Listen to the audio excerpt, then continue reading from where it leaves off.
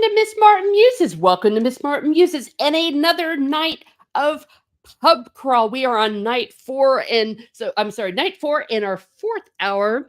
And tonight we are joined by none other than the Alpha Chad of Middle Earth himself, Fëanor the High King. In the mix, that's great Alpha, intro. Woo! Yeah. who caused everything to go wrong. Everything is Fëanor's fault. I cause all the problems. Absolutely. Oh, Proud of it too, damn it. welcome, the absolute Alpha Chad of Middle Earth. He is so awful, but so amazing. I take both as compliments. Awesome. Cool. Let's do this. All right. Well, thank you for being here. And before we get going into our topic for the evening, we are going to share the pub at which we are meeting. So our pub tonight is right here. Could you tell us about this pub? Yeah, I can give a little brief description of the pub. So this is the Wapiti Pub in Estes Park, Colorado. It's about, I'd say, 25 minutes away from where I live, west of where I live. Beautiful, beautiful place set in the Rocky Mountains.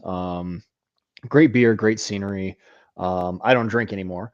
Been sober for 3 years, but this is a place that I used to like to frequent quite a bit. Like I said, it's beautiful. You got the creek going right through there. It's a very, very nice scenic area. It's gorgeous. So highly recommend if you're ever in the area. Nice. Well, cool. Well, hey, I've been on the wagon for quite a while too. So I actually had a 0% alcohol Guinness. What we are drinking tonight. It's not the same, but it's right. Closer to that. Well, that's amazing. It's a gorgeous, gorgeous place. Oh yeah. I'd love to go out. Maybe one of these days I'll do my own pub crawl and just go all over the world, except some of those that are fictional, like the Prancing Pony or the one from the Dragonlance, I may not be able to. Right. Well, that's why you just gotta open up your own pub, call it the Prancing Pony. That's what you gotta do. Oh, there we are. Yeah. I wonder if it's copyrighted or trademarked. I bet it is. Everything yeah, is I'm sure. nowadays. Yeah. Right. The prancing horse. The Wink, wink. The prancing donkey. No, That guy said all just sounds ridiculous. I'm trying to think. Small horse. The prancing Shetland, I guess, would be. Oh, okay. Well, we'll that could work. Yeah, that could work. Cool. Well, most excellent. Well, the topic that Fëanor is going to share with us is his history, his story, the Tolkien Legendarium, or the Legendarium, using the American pronunciation. Why don't you tell us a little bit about that? Like when someone says the Legendarium, or when J.R. Tolkien would do so, what are we talking about? So the way I see the Legendarium is a collection of stories set in the secondary world, the fictional world. These stories coalesce with each other very, very well. And they are a history of that world. The world being Arda, Beleriand, Middle Earth, so on and so on. All the different geographical areas of Arda in their history. And the people that reside, the peoples that reside in that area. What I see it as is just a history and stories from just another world apart from ours. Just the way that the professor intended, as we have the primary world, so too do we have the secondary world that we can escape into. And what he created, that Legendarium, is that secondary world. Yeah, and that encompasses everything about it. I know that sometimes people try to impose views of what his mythology is, his Legendarium, that really is foreign to him. We all know who kind of we're talking about, but not just the shills from a certain show. They're like, well, does it really matter? Because this is Silmarillion really that important? It was posted after he was dead. It was edited by his son and it's like, no, that's not the way it works. It's not like Star Wars or like what Right. Disney did with Star Wars. Right, exactly. And the thing about it is that J.R.R. Tolkien entrusted the Legendarium to his son. His Christopher Tolkien was the steward up until Mhm, 20, I believe it was 2020 when he passed away, 2021. I can't remember which. mhm, I believe 2021 because the show that shall not be named came out. They started production on it right after he passed away. mhm, Um, but um, so as far as I'm concerned, if J.R.R. Tolkien entrusted his son to be the steward, then whatever his son decided was canonical also goes. Um, because he was the one directly entrusted with preserving, maintaining, and expanding the lore and going through mhm. his father's notes and figuring out exactly what his father would have wanted and kind of filling in the blanks, so to speak. Yes. But um, no, I've never bought into the idea that, well, um because the Silmarillion was edited and published posthumously and along with a series of other books, that those books should be considered quote unquote non-canon. I've never agreed with that. Ever, Yeah. ever, ever, And ever. most nobody serious actually does or No, ever has. nobody does. Well, Yeah. I can think of a few people. Yeah, I know, but that's what I'm trying to say. It recently, Yeah. yes, but and also understand that the way that Tolkien started it, the Google says, of course, the Legendarium is the entirety of J.R.R. Tolkien's works Mhm, concerning the imagined world of Arda, and Tolkien himself used that word. That's from Tolkien Gateway, and that mhm. is begun in approximately 1914. That's what they say during World War One, and that he was developing this mythology, this mythos, this legendarium. Mhm. And when was going to publish a book after the Hobbit, he was going to have the Silmarillion be next. He wanted the Silmarillion and the Lord of the Rings to go hand in hand. He submitted it in the 1940s for good reason. I think they went with just the Lord of the Rings, and the rest is history. Right. Yep. And man, just seeing what a lot of because we kind of alluded to it, the people that don't I guess, take to heart, so to speak, what Christopher did posthumously. You got a lot of pseudo intellectual people out there that are really trying to damage J.R.R. Tolkien's work. You do, and it's really really upsetting. And I posted about this the other day on Twitter, just saying Mhm, like the people that are the people who don't take the Silmarillion seriously as a canonical work, or the nature of Middle Earth, or Lost Tales of Part One and Two, or anything that was published posthumously. These people are kind of the enemies of escapism. They are the enemies of Tolkien's work in a way because they want to appeal to their own moral sensibilities. They want mhm. to change or otherwise ignore very, very important aspects of the Legendarium. One of which is that it's supposed to be escapist. It's not supposed to be allegorical for anything.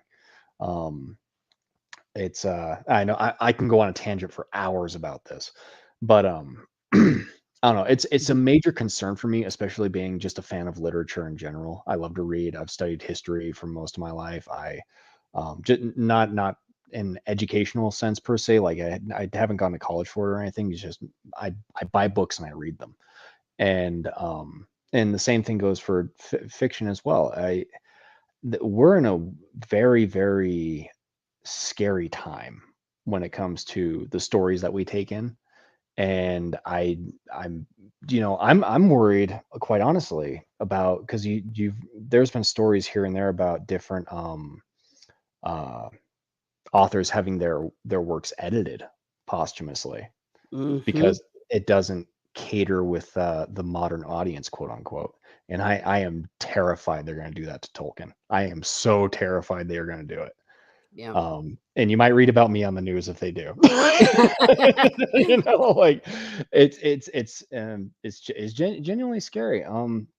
But for right now, no, it's um one thing I do have to say is when it comes to J.R.R. Tolkien, what I find most impressive about his work is the world building. I can Hmm. open up the Silmarillion, I can open up the Lord of the Rings, I can open up the Hobbit. I am in that world, and good luck pulling me out of it. Like it's like it is the perfect set of stories to escape into and just totally ignore the outside world for a while. Yeah. Um, he just did a beautiful job constructing it. Yeah, that's a very good segue into what is your history with Tolkien and his works? When did you first find them and fall in love with them? So I was 10 years old. The year was 2001, and Fellowship of the Ring was about to come out. The movie, Mhm. and my dad was also a fan of the books. And I saw the trailer. I was super hyped. I was like, "Come on, yeah, let's go see the movie," And my dad said, he said, "Son, you can go see the movie, but you have to read the books first. It's a prerequisite. Mm, You have to read the entire trilogy before the Lord of the Rings trilogy, Fellowship of the Ring, Two Towers, Return of the King, before you can go and see those movies." And I said, "Okay." So 10-year-old me sat down, I got the copies, and I read through every single one of them. And I'm thankful every day that my dad did that, because as beautiful as the Jackson movies are, I feel like that my imagination would have been tainted had I seen the films before reading the books. I agree. When I read the books first, I already had kind of an imagination in my mind. I was already imagining what characters look like, things like that. And Jackson managed to, hit little bits like definitely the Riders of Rohan, I think would be number one on my list of like, okay, yeah, that's exactly what I pictured. Hmm. But there were other aspects of, yeah, maybe not. I'm into super high fantasy, so it's like, I want the armor with like the massive like spiked shoulder pads and massive broadswords and like all that sort of stuff. But um after that, when I turned 13, because I was sort of kind of researching the lore and studying the appendix and everything like that. And I was reading a few names in the appendix of Return of the King. I was like, oh, Fëanor, Morgoth. Okay, who are these guys? What's going on? I've seen these referenced, but something more.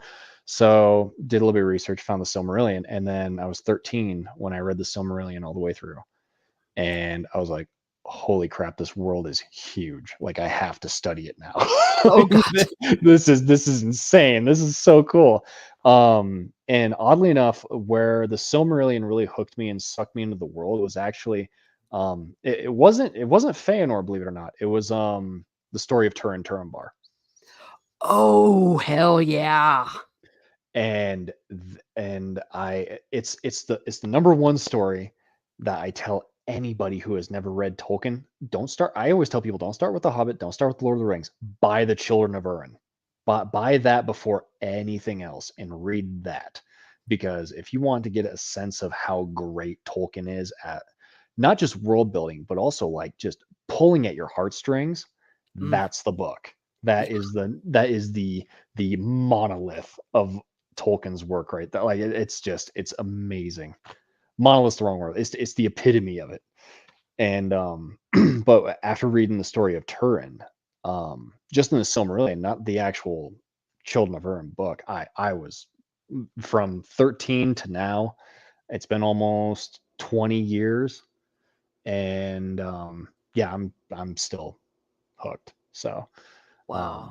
yeah, Yeah. that's my history with it. Like, so Well, when you mentioned, oh gosh, the Children of Hurts, there's so many good stories in there, and of course, Baron and Luthie and all the chicks love it. But you want to oh talk yeah, about one hell of a romance and a, a love that surpasses death. Wow. yeah. It's so Baron and Luthien. I I always love the story. The thing that I love more about it, though, is how the story tied into his own personal life with his wife Edith. Hmm. Um, and there was a story that was told. I believe it was Tom Shippey who told it. For those who don't know, who would be listening to this, Tom Shippey, probably the greatest Tolkien professor scholar ever. Um, but the meeting of Beren and Luthien. where he comes across her dancing in a woodland glade, I believe it was, if I recall correctly, off the top of my head. It was either Yes. that or a field of flowers. I always forget which. But that was actually something that happened in real life where Edith and J.R.R. Tolkien went to a field full of hemlock and she danced for him and sang for him. And I was like, that's really pretty. Like, I mean, Yeah. that's just, Oh yeah, I mean, how romantic! And of course, as yeah, he put that on her gravestone, yeah. Lucy. Oh my She's god! his Luthien, and it literally, it's like a tearjerker. It's like, dude, man, that's love right there, you know. And the thing about it is, it's not like a lot of the quote unquote modern conceptual love that you get today. That's just complete trash. It's actual like wholesome. These people are connected love. Like it's really genuine, and it comes through in Baron and Luthien just how much he loved this woman. And it's just like I'm thinking about it now. I'm like I'm getting a little bit misty eyed thinking about it. Just like, you know, Yeah. eh, having that kind of those that strong of feelings for another person. Like it's almost unfathomable. Um, Oh, and but when it happens, it happens. oh yeah, It's absolutely. so. I mean, it's so beautiful that he loved her so much. And if you reading his letters, I mean, he loved her so much, even Hmm. though they didn't. Even with the updated letters, they have not published the personal letters, which is No. good Yeah. because that's none of our business. But Hmm. every now and then just his love for her and his family, his children, and his love for God. Yes. He was head over heels in love for God and loved his Catholic faith. It made it a part of not just his life and those around him, but it infuses his story. Like he will say it, as he said in Lord of the Rings, it's a Catholic work, but it's not. You won't find that in the work. It's just in the fabric of it because it's who he is, and this secondary world to him was real in the sense of myth is real, stories are real, the whole catastrophe, everything, the way Yeah. he connects it, and on fairy tales. I'm sure you've read his essay on fairy tales, and it is just so daggone beautiful. Oh yeah, absolutely. And you brought up his children, the Father Christmas letters. Lady Balefire did a beautiful reading of those. I thought it was fantastic. If you haven't seen it, Teresa, you got to see it. Okay. You have to listen to her um read those letters. Like you can tell like he is trying to bring just a ton of joy to his kids' lives. And Mhm. how much thought you think about how much thought he put just as much thought into the Father Christmas letters as he did into the Silmarillion and into the Lord of the Rings. Like there's just it's his life is just it's just a beautiful life in a way. Yeah. Like, you know, and yeah, there were some tragic moments along the way, but I mean, it, loving father, loving husband, seen pretty much anything there is to see, and created the greatest work of fiction, arguably ever. Like, you know, Yeah. how do It's you like, beat how could he what more can you say? Speaking of which, right? there she is dancing. That's just Ah, so much good little art oh, also Luthien. with it. Oh Um, goodness. If I knew we were presenting art, I would have sent I have like the truckload of art, Tolkien oh, art with like all the different like credits and everything. So obviously the artist can get credit as well. But yeah. um Oh, for sure. I just popped that up because I didn't even think about Luthien. And if they could, which it's mhm. impossible, adapt it properly, there are just can you imagine if they did, say, a miniseries properly? Oh, I don't well, 10 hours, just one for Beren and Luthien, just one for the Children of Hurin, like, each one of the stories. oh, it'd be fantastic if they did it properly. That's Yeah, the big gap we got to pole vault over is the doing it properly, yeah, getting because that we know they that right. won't. No, So, we don't want them to do it. So, in a way, I'm kind of glad that the Silmarillion and Akelebeth and all them are still safe, but, well, we also know how they're being touched right now. Maybe we'll get into that a little bit later, but let's talk about your namesake, though, Yes, Fëanor. greatest king of all the Noldor, high alpha badass of Middle Earth. Let's do it. Well, help us out here. If people are listening and maybe they don't know about Fëanor, if you could give just a brief summary of his story.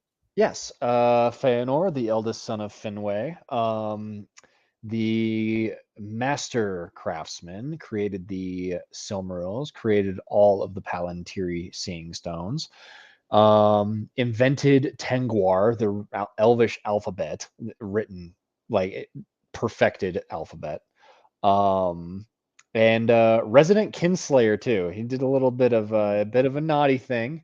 Um, just a little bit though. The Teleri had it coming. No.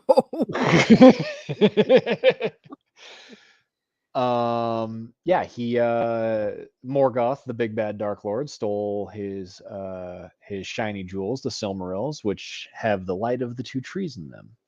And so Fëanor went and stole some boats and sailed over to the continent of Beleriand and waged well, he didn't really wage it. He kind of died off pretty early on, but started a war that lasted for about 600 to 700 years in the First Age, and didn't really achieve anything. He managed to get his ass killed. He managed to get he managed to get his ass killed. Eventually, all 7 of his sons died. Um, his half brother died. His all of his I guess it'd be half nephews. Would it be Yeah, could Turgon, Fingon, all them? They all died. Lots of elves die in Fëanor's story. It's just kind of it's a consistent theme, if you will. Um, but arguably he's most known for the Oath of Fëanor. Um, sworn. Yep. There. Hey, yeah, there's an image of it right speaking of there. which, Yep. Oh man, can I quote it by heart? I don't think I can, or off the top of my head. But long story short, swore an oath to Eru Ilúvatar, the one, pretty much.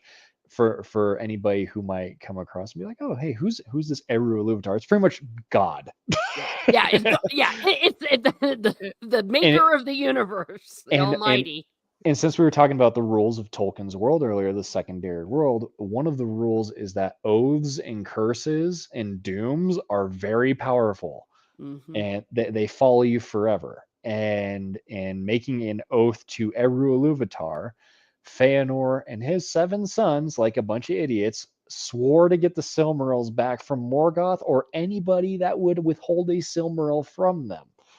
This led to 3 kinslayings of elf against elf, and a hopeless war against Morgoth that eventually the Valar had to intervene and save what was left of the elves.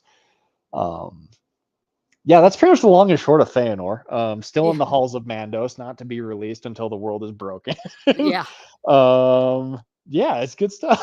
yeah. It's amazing. And when you're talking about the Oath of Fëanor and the way Mhm, that Tolkien writes this whole scene, I must I even today when I was looking over some of it was mhm. trembling.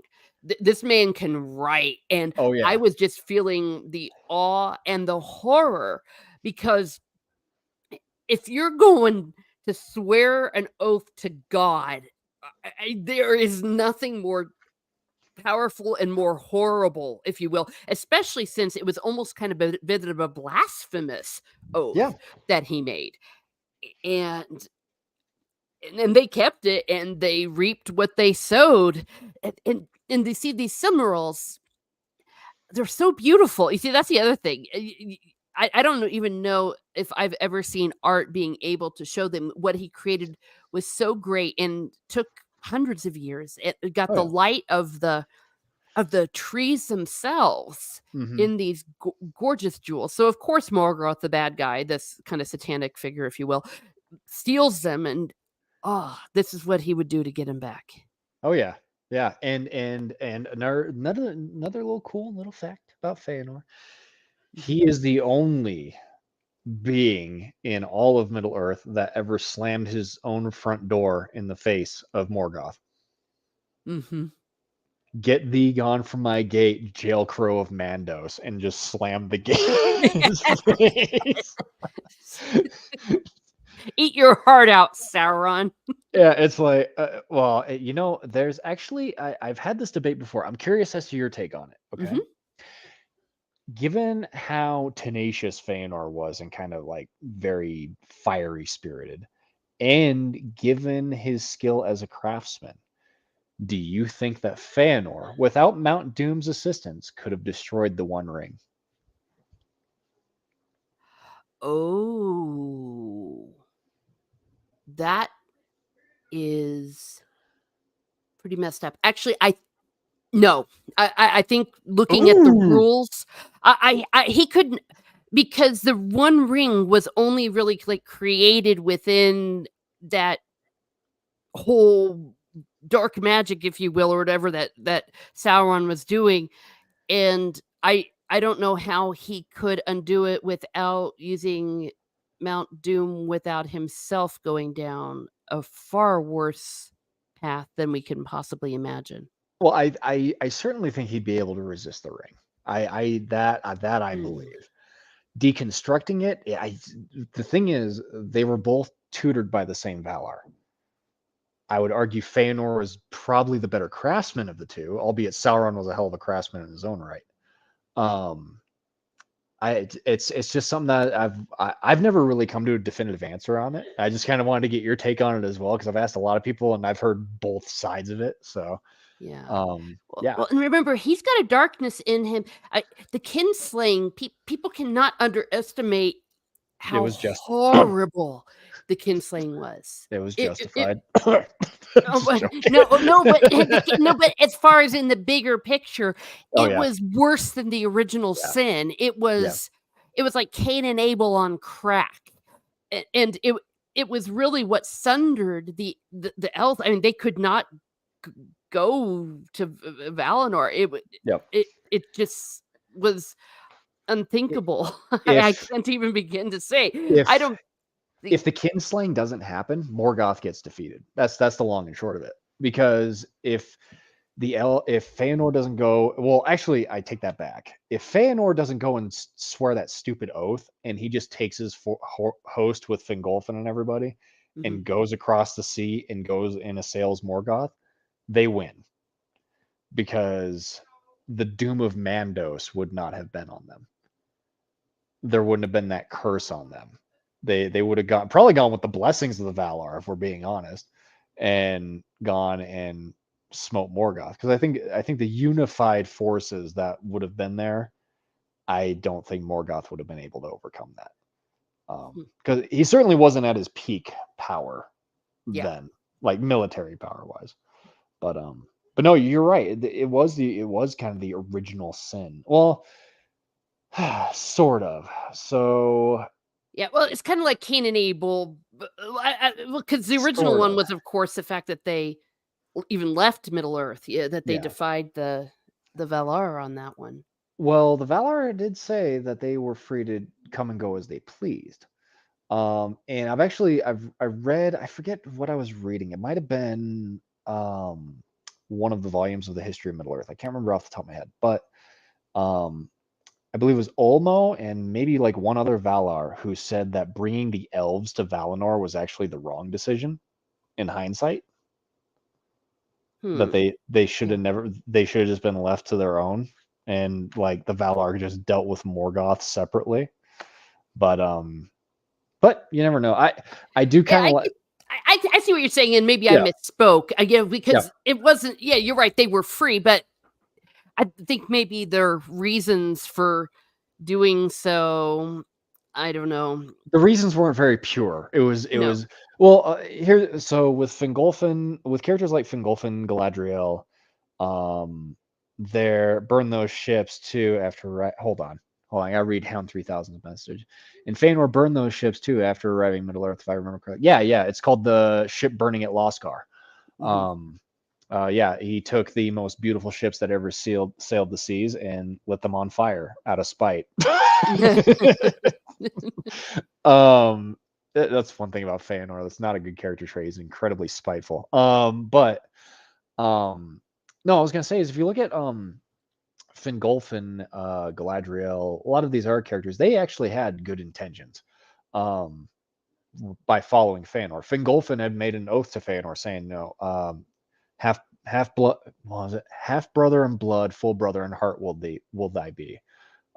Pretty much saying like, "Listen, I'm in service to you. Like, I'll follow you. You don't got to worry about me betraying you or anything like that. You're my brother." Galadriel wanted to see faraway lands, Turgon, Finrod, etc. They all had their own motives, but they were all very pure. Fëanor and his sons were kind of the odd ones out. Mhm. And I'd even argue it was only some of his sons, not all of them.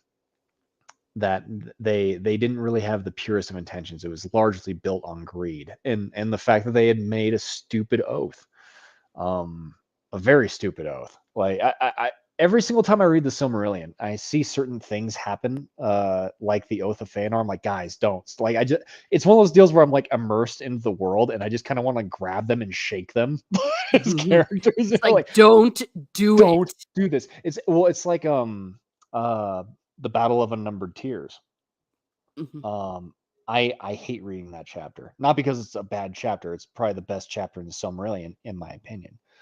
Um, but because it's so frustrating. It's like, guys, if you just do this, this, and this, you guys could have won this. What are you doing? Stop, please.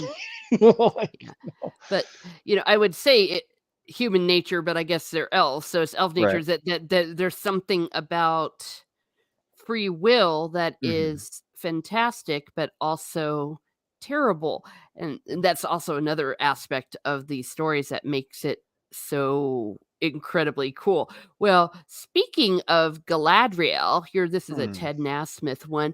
Oh, Maybe his art's go so a little good. bit more into the real Galadriel. The Like, what was thing, going on with her? You mentioned okay, it a okay, bit. can we first state how sad it is now that we have to actually specify the real Galadriel versus whatever the hell that was put on screen by Amazon a couple of years ago?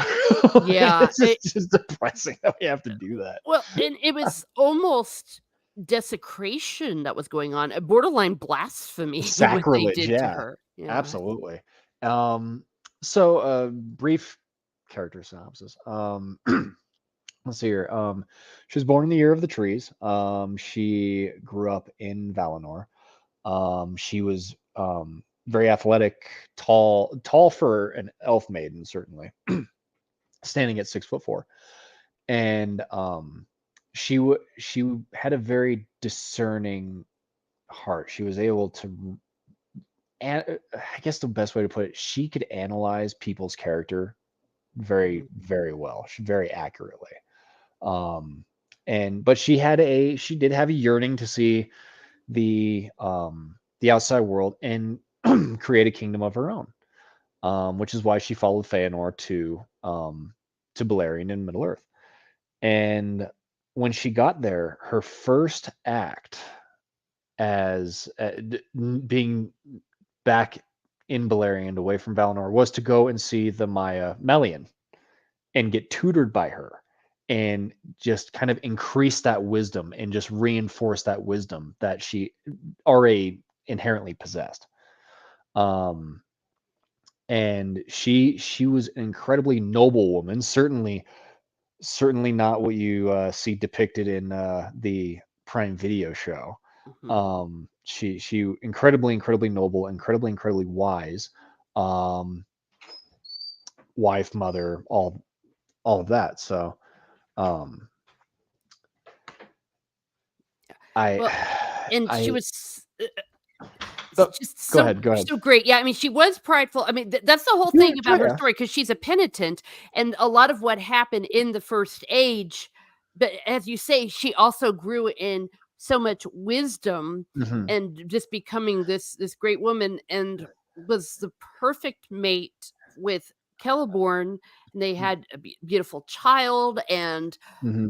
they ruled this very beautiful place, and Well, and the thing about her too, the thing that really shows off her wisdom is the um the foreknowledge to know that she should go and seek out more wisdom from somebody who has been around infinitely longer, Mhm. who, she had the wisdom to realize that she didn't know everything and that she needed to learn more. Um, which is why I've always taken away from her interactions with Melian. Um, Mhm. what little we get of them, um, was that, it wasn't just that Galadriel went there to learn how to make lembas bread. She genuinely wanted to like become wiser than she was. And um the other thing about her character too that I really appreciate is kind of and it's not something you get really in fiction anymore, is that maternal aspect of her Mhm. character. She is very, very motherly, I guess would be the best way to put it. And if I Yeah. recall correctly, Tolkien did kind of base a lot of her character attributes on Mother Mary. Yes. Um, that really, really does come through in her character. And like I said, I I don't even call that thing in Rings of Power Galadriel. No. I can't bring myself to do it. I refuse. It is in no way, shape, or form like the character from the book. Yeah. And especially by the Second Age, Oh yeah. she was someone completely different, someone more mature, and of course, eventually, as Tolkien himself calls her, a penitent. Hmm. And when she passes this test with the ring, that is basically what makes her ticket back, if you will, that uh, her atonement, if you will.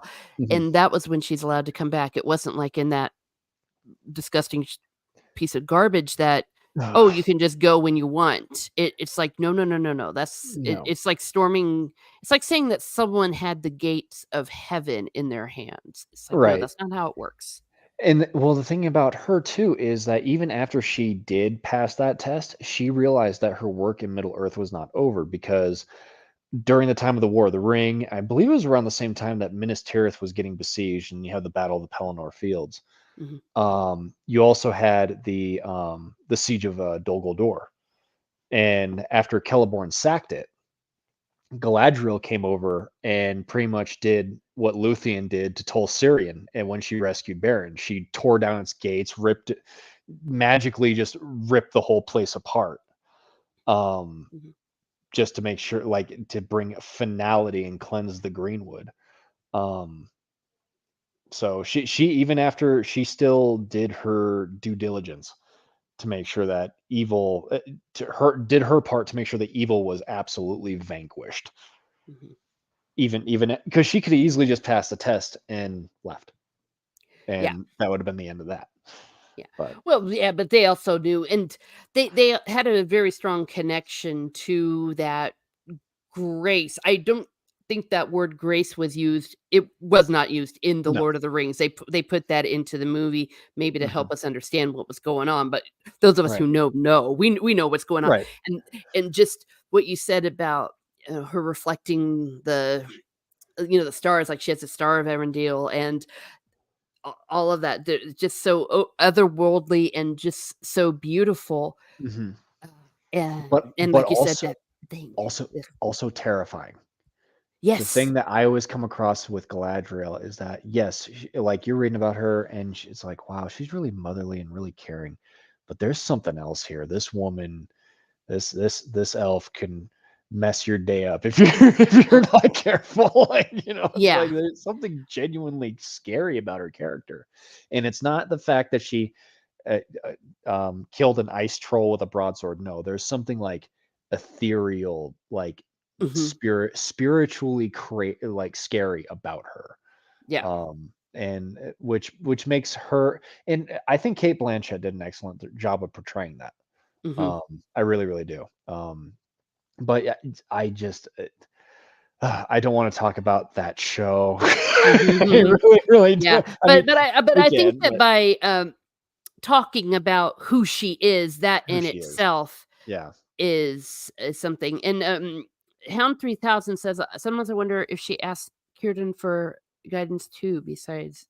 a million. It's certainly possible. It's not out of the Mhm. realm of possibility because Círdan is old. He's one of the original elves, um, dating back to the awakening at Cuivanen, um, um, before the War of the Powers and the migration of the elves west. Um, Geez, that's a whole other story I can go into Mhm. forever. But yeah, I'm sure she probably asked Círdan for guidance. Well, and that's the thing too. Talking about Galadriel in the Second Age, she was she was trying to be guidance. She tried to guide Celebrimbor away from Sauron, and Celebrimbor wouldn't have any of it. Mhm. She probably, I believe, if I actually recall correctly, she was one of the influential parties involved with Elrond and Gilgalad. No, no, that's not true. Elrond and Gilgalad kind of sniffed Sauron out on their own. Yeah, I was But gonna yeah, yeah, but yeah, they were all suspicious of him, like, they did not fall for his guises. yes. Yeah. And when Celebrimbor created the three rings in secret, he knew one of the people to give the rings to was Galadriel because she would be wise enough to know exactly what to do with it. Mhm. Um, and he before the sack of um, Region, um, he went to Galadriel for counsel because he was really worried about what was going on. So that's kind of the standing or the position, if you will, that Galadriel had, especially during that time frame, and Mhm. obviously in the Third Age, you that comes through as well. So, no, beautiful character again, wonderfully written by Tolkien. Peter Jackson did her good justice. J.D. Payne and Patrick McCain did not. No, no, yeah, I mean, it's just not even the same character, and, of course, we learned pretty quickly that they didn't even have the right to make her the way she was supposed to be, even if they'd have wanted to, but well, I guess they still could They could have. they didn't There, have to write her as insufferable as she was, but they didn't have the rights to the Celebeth, so they couldn't really, truly, properly write what these stories were. I mean, right. that was yeah. I forget the character's name. She not from Tolkien, but from House of the Dragon. She's one of the Targaryens. Ends up, I think she marries her brother at the near the end of the show. I forget her name, but she is more of a like in terms of like her demeanor and how Mhm. like they portray her. She's more like Galadriel than what Amazon put on screen. Mm, Honestly, interesting. honestly, just in terms of the way that she carries herself, her tone, everything like that. I'm not going to say that it's similar decision making or anything like that. Just Yeah. just in the manner in which the character kind of carries themselves. Um, Yeah, I see it's what you're saying, yeah, 'cause yeah. she didn't have to be so insufferable and so Oh, it's it's completely not. ugly. I don't even say insufferable is not a strong enough word. Just it's she is just She's a horrible. psychopath, she's a She is a psychopath. sociopath. She's a sociopath. Yeah, Yeah. and it's oh, that show. Yeah, It's just yeah. I pain. now I'm trying to bring up a picture, but it's not working very well Mhm, because to that point, mhm. when it Galadriel's brother wasn't killed just because he was hanging out. Here, No. I've got the picture, and like, "Ew, Oh, ew, I'm fighting Sauron, and now I'm like, oh, oh, I'm dead." No, it was no. the sing-off. Yeah, the sing-off, the rap battle of Middle-earth. Yeah, it was Yes. Finrod Felagund, the hero of caves, um, versus Sauron in an epic duel in which Sauron had the mastery, Yeah. unfortunately. Well, and that brings up another point too about Finrod. Mhm, Well, not just about Finrod, but about Galadriel as well. Um, Galadriel lost Finrod Felagund. She lost Angnor and Angrod. She lost all three of her brothers. All perished in the mhm, First Age. Not one single time did she, as a character, lose her composure because of it mhm. at all. Obviously, I'm sure that she was genuinely aggrieved, but she didn't go on some revenge quest nonsense because of it. Yeah, it's like her You whole know? motivation. Yeah. Okay, we think about the real story. The only time Galadriel kind of stumbled was maybe with the whole following Fëanor, all the stuff, the Cimmeril, something great like that. Yeah. This version is like, my brother died. My br my brother died, and I took his gold knife, and I'm hunting the big bad Sauron. It's like, oh, stop! It's not even that they simplified the story; they just outright butchered it. Yeah, It's like exactly. Yeah, did you guys even try? Like, come on now, yeah. this is ridiculous. Well, I think they thought they were, and that just goes to show that they didn't understand this. But I mean, you want to talk about something awesome? This whole sing off. I know there's loads of jokes, but music actually is divine in Tolkien's Legendarium. That is how God brings about the whole creation. So when they're doing this singing, I don't imagine that it's like, Pavarotti versus I don't know, another great opera Right? singer. We're talking like nuclear bombs, the equivalent Yeah. going off, that much power in their song. And the Right. fact that it was a song that they used for their fight, it brings it far beyond anything that we can possibly imagine. So it was totally epic. And yeah, sucked to be Finrod, but I mean, well done, Finrod. Badass. Well, let me actually. You know what? It's kind of funny because I have the book right here, Mhm. and let me see here. And Yeah. here we are. He chanted a song of wizardry, of piercing, opening, and treachery, revealing, uncovering, betraying. Then sudden Felagund there swaying, sang in answer a song of staying, resisting, battling against power, of secrets kept, strength like a tower, and trust unbroken, freedom, escape, of changing and of shifting shape, of snares eluded and broken traps, the prison opening, the chain that snaps. Backwards and forwards swayed their song, reeling and foundering as ever more strong. The chanting swelled, Felagund fought, and all the magic and might he brought. Of elvenness into his words, softly in the gloom they heard the birds, singing afar in Nargothrond, the sighing of the sea beyond. Beyond the western world, on sand of pearls in elven land. Then the gloom gathered, darkness growing, in Valinor the red blood flowing. Beside the sea, where the Noldor slew, the foam riders in stealing drew. Their white ships with their white sails, from lamplit havens the wind wails. The wolf howls, the ravens flee, the ice mutters in the mouths of the sea. The captives sad and Angband mourn, thunder rumbles, the fires burn, and Finrod fell before the throne. Damn. Fantastic stuff. Oh, yeah. Hell yes. Oh, Oh, I feel damn. like it's like the one versus one like combat though that I don't think could be um adapted live action or like even adapted in general. I just don't know how like you would as a concept like I can imagine in my head reading it, but Yeah. I don't know how you could as a It maybe would you have to be could. really trippy and maybe I'm thinking in The Hobbit, I wasn't too crazy about it, but remember when they had Galadriel and all of them doing some weird fire stuff or whatever Yeah. was going on? Something to that effect, Yeah. a mix, but yeah, it would be very, very hard to translate.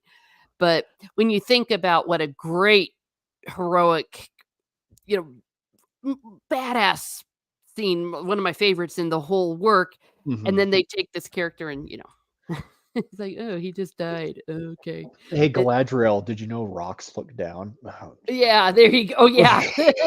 Yeah, that's the guy where rocks looked down. oh. Wow. Yeah.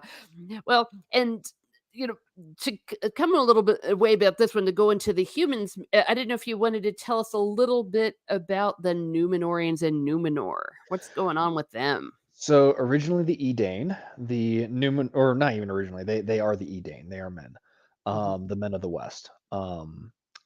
the Numenorians, their entire culture, I guess, or the island of Numenor, came about as a gift from the Valar to the men of Middle Earth who were faithful to the elves in the fight against Morgoth. So after Morgoth fell, um, Elros, the brother of Elrond and first king of Numenor, along with a host of the faithful men, came and settled Numenor and created this glorious city state empire type deal, pretty much. Like it was incredible. These are the same people that Elendil, Isildur, Aragorn, all these names that they all come from this group of people. One of the things about the Numenorians is that they were blessed with longer lifespan than lesser men. So you'd have Numenorians that would live. Oh, man, I'm trying to think. I can't remember the oldest Numenorian, but I'm Several hundred years at several least. hundred. Yeah, yeah, it's pretty long. And they did eventually fall, though, thanks to Sauron. Mhm, That's another story that's very very spooky. mhm, Um, but there was some heroics that came out of it. One of my favorite stories that came out of Numenor was actually um, before the fall of Numenor, when the faithful, because there were still faithful Numenorians on Numenor prior to its fall, but they were being persecuted by Sauron and Sauron's cult, known as the Kingsmen, mhm. who followed the king Ar-Pharazôn, and they were obsessed with like defying death. That was the big thing. Is the even though they had longer lifespan, the Numenorians were afraid of death. They didn't understand why the elves could live forever and they could not. And they became jealous of the elves, and since the elves were friend of the Valar, they began to loathe the Valar.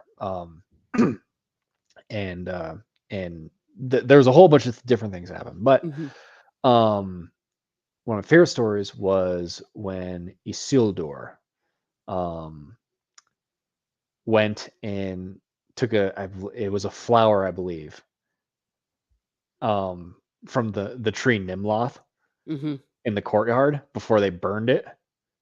Because what happened is when Sauron pretty much took power, the king was a puppet master well, not a puppet master, but a puppet of Sauron. Sauron spoke, the king did whatever. And one of those things was they built a temple to Morgoth where they sacrificed. It eventually became a place of human sacrifices, Yeah. but the first thing they Totally demonic, oh, completely. it's totally evil. And but the first thing they sacrificed was the white tree. But before that happened, Isildur, um, Aragorn's ancestor, went in with a sword and fought off the guards and took a flower from the white tree to preserve it. And that's not and that's kind of a consistent theme in his story, because after the fall of Numenor, um, Isildur is in Minas Ithil, and Minas Ithil gets besieged by Sauron. And before the city is taken, Isildur escapes with a seedling of the white tree in Minas Ithil. So he's always looking after that tree, Yeah. always. But as far as the Numenorians go, it's to get back on topic. I know I went on a tangent there a little bit, but about Isildur, just I love that story. But the Numenorians are a in kind of a way it's almost similar to like what happened to the Noldor during the First Age, more specifically the House of Fëanor, where their their greed is what did them in. Although this didn't have anything to do with any oaths they made, it had to do with fear, being afraid to die, Mhm. and And not envy of the elves envy of because the they elves. didn't like, why do they get to live and we don't? Yeah, why do they get to live and we don't? And also a fear of the el the men don't know where they go after they die. No one knows where men go after they die, except for Eru Ilúvatar. He is the only Mhm, one, and possibly Manwë. mhm, Um, and so there was this just growing fear, and growing fear, and fear often leads people into doing really incredibly stupid things. mhm. And what the Numenorians ended up doing was they built this vast armada, huge armada, and tried to invade Valinor, invade the Undying Lands, and then the Valar. Well, actually, I should say Eru Iluvatar, because the Valar Yeah. released their power over the entire situation, just left it up to Eru, because they said, "These are your children. You you know, it is up to you to deal with this. This is out of our uh, Yeah.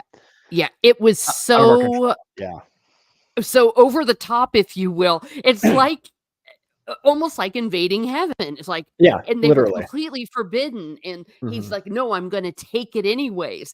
And Yep. it's like, dude, what could possibly go wrong? And then God himself basically pulls a flood, an Atlantis, Yeah, just exactly. completely obliterates them. It almost kind of reminded me. It kind of reminded me less. A lot of people do the Atlantis comparison. Mhm. I almost find a lot of Sodom and Gomorrah in it. Mm.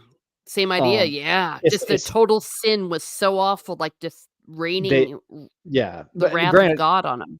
granted, Eru flooded it. He didn't destroy it with fire, but Mhm, um, but yeah, it is in a very similar vein. And um, one of my favorite pieces of imagery from the sinking of Valinor, or not Valinor, sorry, Numenor, excuse me, um, is when so the clouds are all about Numenor. The people are getting really fighting. There's people getting hit with lightning in the streets, like it's terrible. mhm. And Sauron is standing atop the Temple of Morgoth, laughing Yeah. at all this, and then the Numenorians start bowing to him and worshiping him like a god. And like that imagery, like it's epic, but it's also incredibly scary, Mhm. because it just shows how far they've fallen.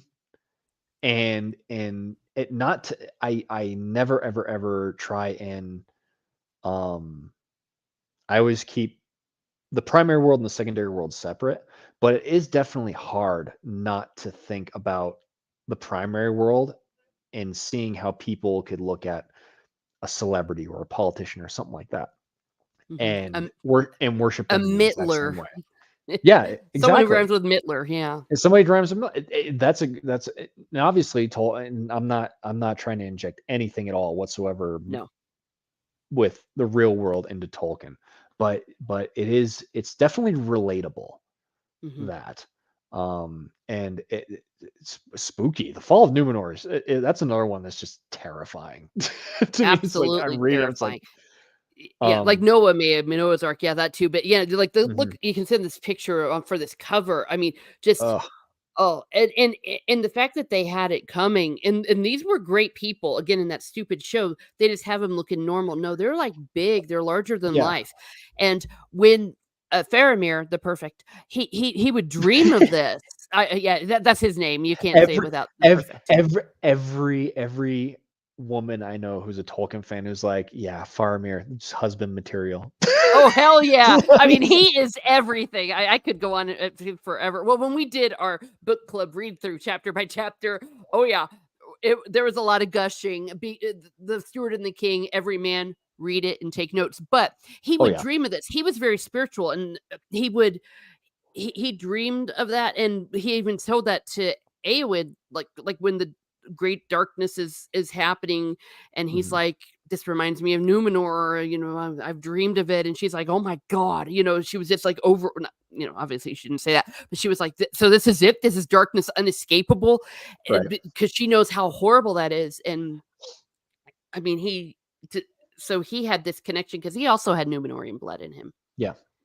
Well, there's another tidbit to that. So, Mhm, um, Ulmo, the Valor of Water, is said to have, well, it's very obvious in the Silmarillion. He has this thing where he'll come to people in their dreams, and give them messages, just like little things they need to do. And the theory goes, it's mainly a fan theory, but there is evidence in the books to support it, was that Olmo came to both Boromir and Faramir because they were both very noble men, and he was the one, much in the same way he sent Tuor of Gondolin on his course. He also set Faramir and Boromir on theirs. Well, he said their That dreams because that's why they ended yeah, up in the in the places that they did, where Boromir went to Rivendell, and then Faramir, what, like you said, he's a very spiritual character, and would often have these very vivid dreams of the fall of Numenor and such and such and such. And so the theory goes is that those dreams were brought to them by Olmo yeah. as kind of a way to guide them, which I've always liked as just like a concept. Yeah, I've heard that too, but that that the Valar were, they were nudging them. And interestingly enough, because of his deep Catholic faith, Tolkien did not want to put anything like religion, as he says, no rituals, Yes. no nothing, Mhm. except very briefly with Faramir, who knows? Everyone pronounces them differently, but I use the movie pronunciation, Faramir. He he actually does almost a grace before a meal that they like face west. Mhm. And he even was like, I don't know why, it's just something we do. So I think that's interesting that even though he really didn't want any ritual, he almost had Yeah. grace, a grace before meal with Faramir the Perfect. Sorry, I'll quit saying that. I'll quit saying You, it. it sounds a lot like I have a follower on Twitter. I'm sure they're fine with me saying their Twitter handle is English Lady, Mhm. and they are the biggest simp for the eldest son of Fëanor, Maithros. Oh, Yeah. And they say the exact same thing like about him, that the Faramir the Perfect is Maithros the Perfect, all this. And yeah. it's mainly just because they have a thing for redheaded elves. It's kind of cute and also really hilarious. But yeah, it's Faramir, such a wonderful character. The what was I gonna say? The number one top complained about character when it came to the book to movie adaptations of characters would have to be Faramir, don't you Oh, think? 1000%. And Yes. I couldn't disagree more. Mhm. They did it wrong, but Everything was wrong. I think Denethor was worse. Interesting.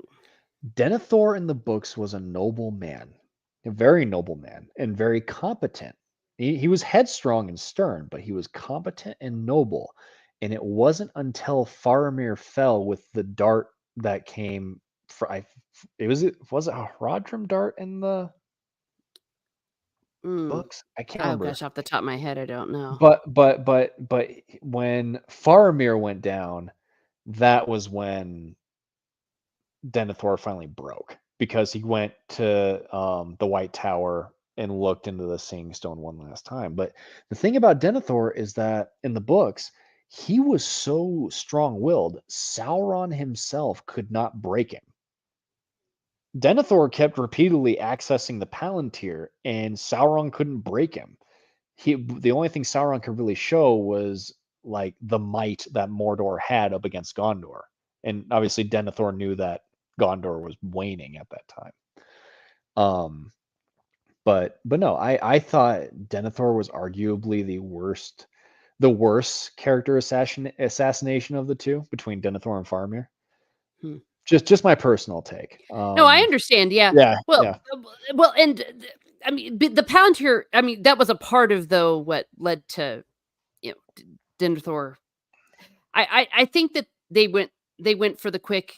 We knew that the way Denethor was kind of like, "Yes, I did wish that Boromir died and all that," so they decided to yeah, go over the top and say, "Okay, we're gonna have this character," and I think they didn't have enough time to show what they wanted to show, because they never showed that he was messing around with the Palantir, which yeah. is bad news. You shouldn't do that. Only Aragorn really did it because that was his right. But from correct me if I'm wrong, because I always get a little self-conscious because it's so deep and so detailed. But Mhm. I think that they tried to get to the point of where he's going to burn himself alive. It's like, okay, we got to show that he's already a guy on the edge. Now, Yeah.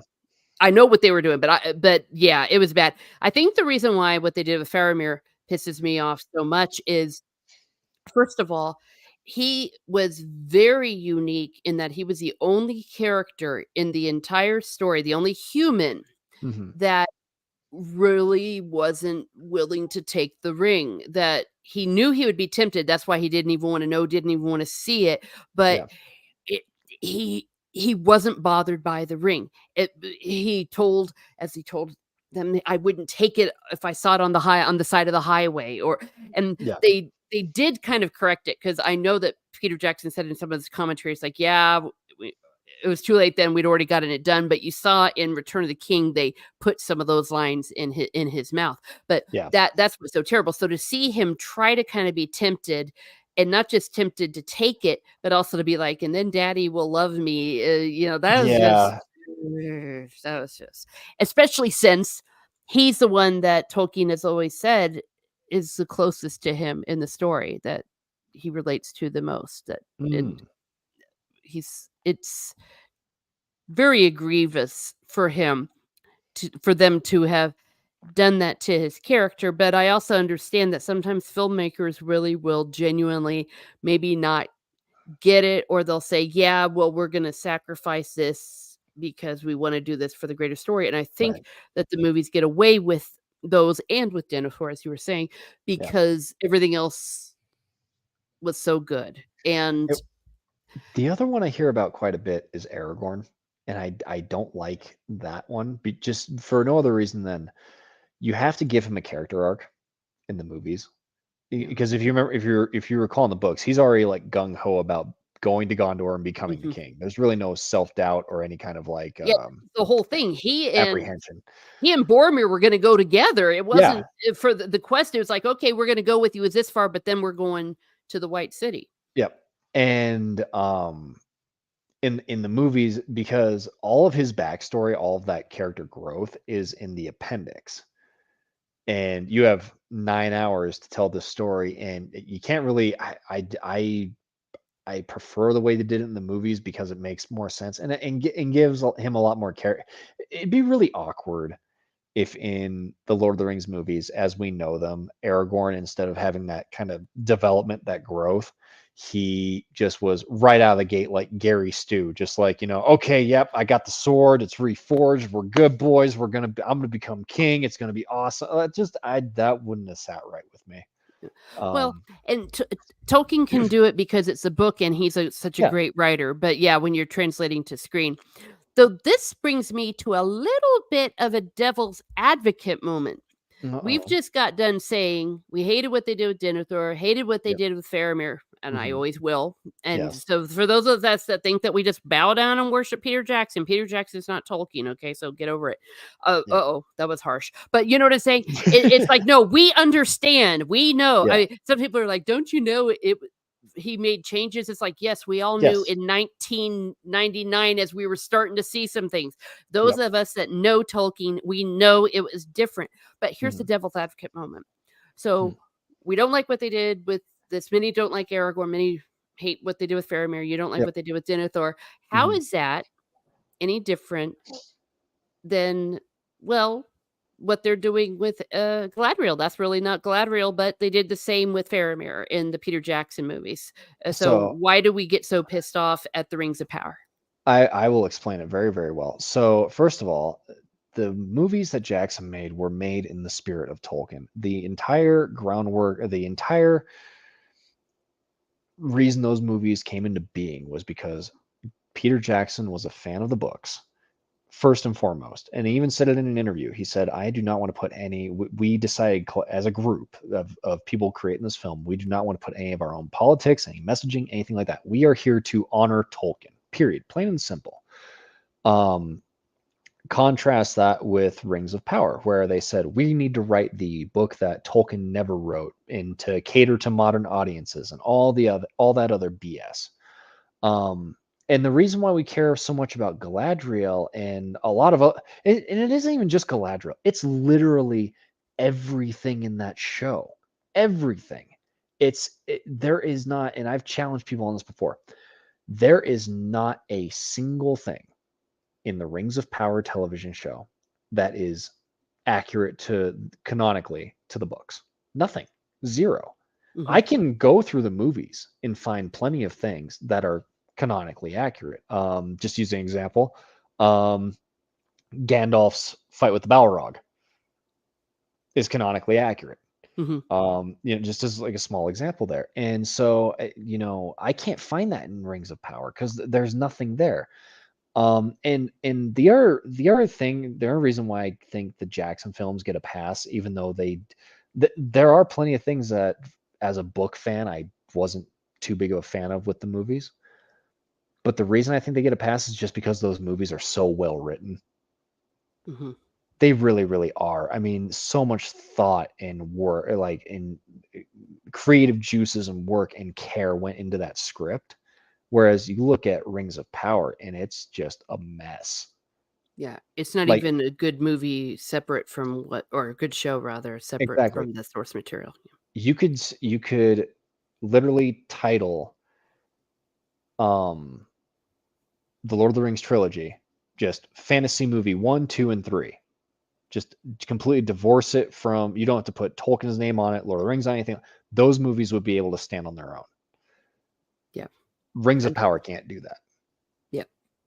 Okay, we do have a super chat. Thank you, Oh, William Richards, for $10. Disagree strongly. Best thing about Aragorn in the book is that he shows up, uh, flops it on the table, and everyone goes, and it's huge. I don't remember that in the in the movie or in oh, the book. is this in some notes I haven't read yet? What? Yes, it must be in. Uh, it's going to be in the next version of the.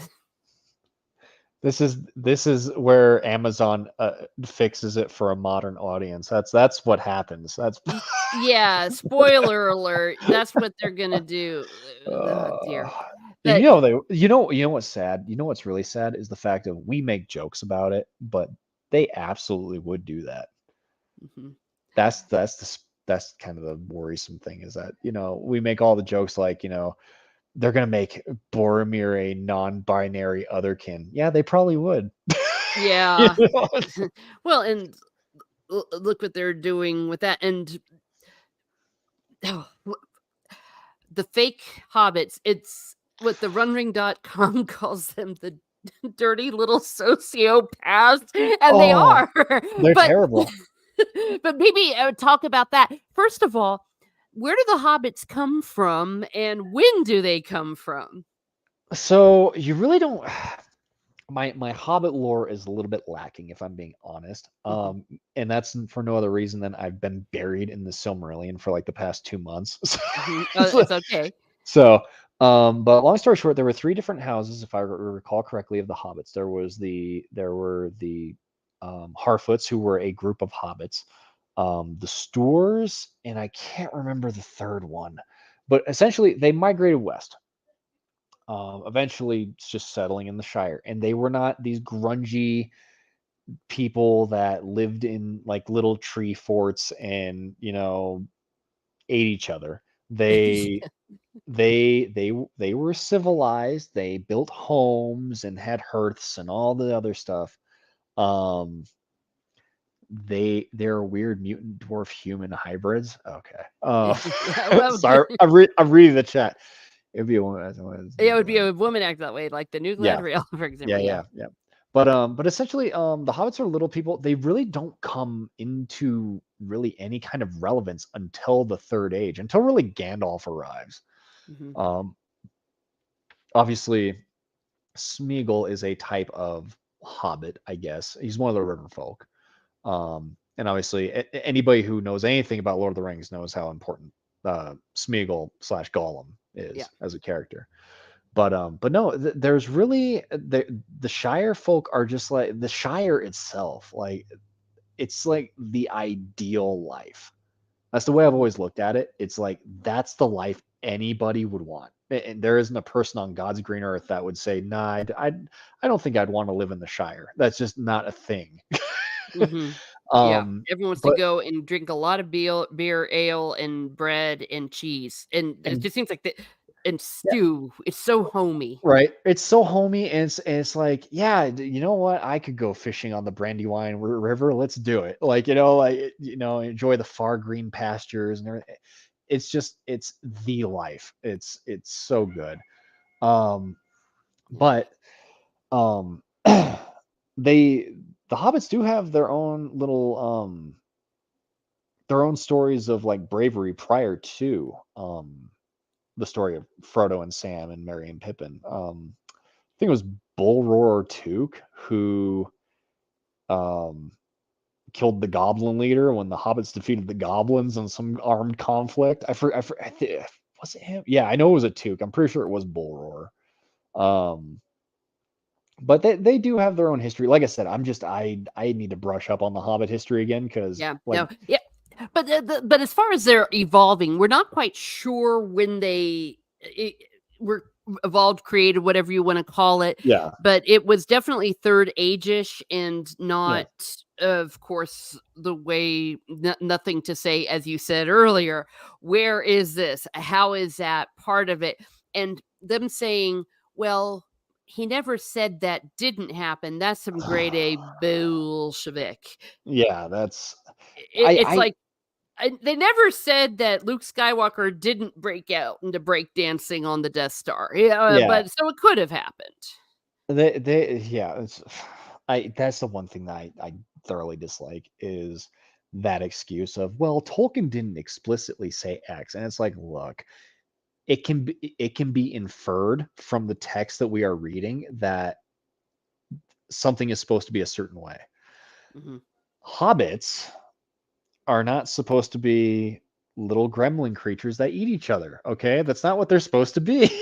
Yeah. Can we all agree I on mean, that? and maybe, yeah, it's it it's just not Nobody. there, and it's also ridiculous that someone actually did. I think it was the Irish Times. Mhm. They did an article saying that what they actually did with the hobbits, or whatever they call them, It Harfoots, it was the that accents, wasn't it? yeah, The accents and the way they acted and how they were dirty, that is, and it is true, that is actually has its roots in anti-Irish stuff, that, Mhm. the English would look at them, and, even in America, "Oh, these dirty Irish, Oh, yeah. primitive, these evil Catholics, they eat, they're cannibals, they eat the flesh of Jesus," just all those old anti-Catholic and anti-Irish stereotypes, anti-Hibernian things that they were doing. So by giving them Irish accents and having them be like that, it was And incredibly it offensive. and it wasn't just, giving them Irish accents, it was giving them over the top Well, yeah, that's what Irish I'm accents. saying, they Like, exaggerated. The "Wait, leprechauns. what are we gonna do today? We're gonna go to Hartfoot Land and it's just like, dude, come on. Like, this is Yeah, it's too like a Lucky much. Charms commercial. Literally, like, Mhm. no joke there. Like, it Uh, well, yeah, I've never seen a television show manage to piss off an entire country. yeah. Well, they managed to do it, and they always try to do it in, it's I don't know, it's just ridiculous. But I also Oh, wanted to move on to, do you see yeah, William's comment? I saw it. Yeah, thank you, I guess. Hey! Look who's here. It is, oh my god, my 2 favorite nerds, says Lady Balefire. Why, hello, thank Aw. you. Yes, and the Shire appealed to the hippies from the 60s because the hobbits were organic farmers. Yeah, and the Yeah. elves.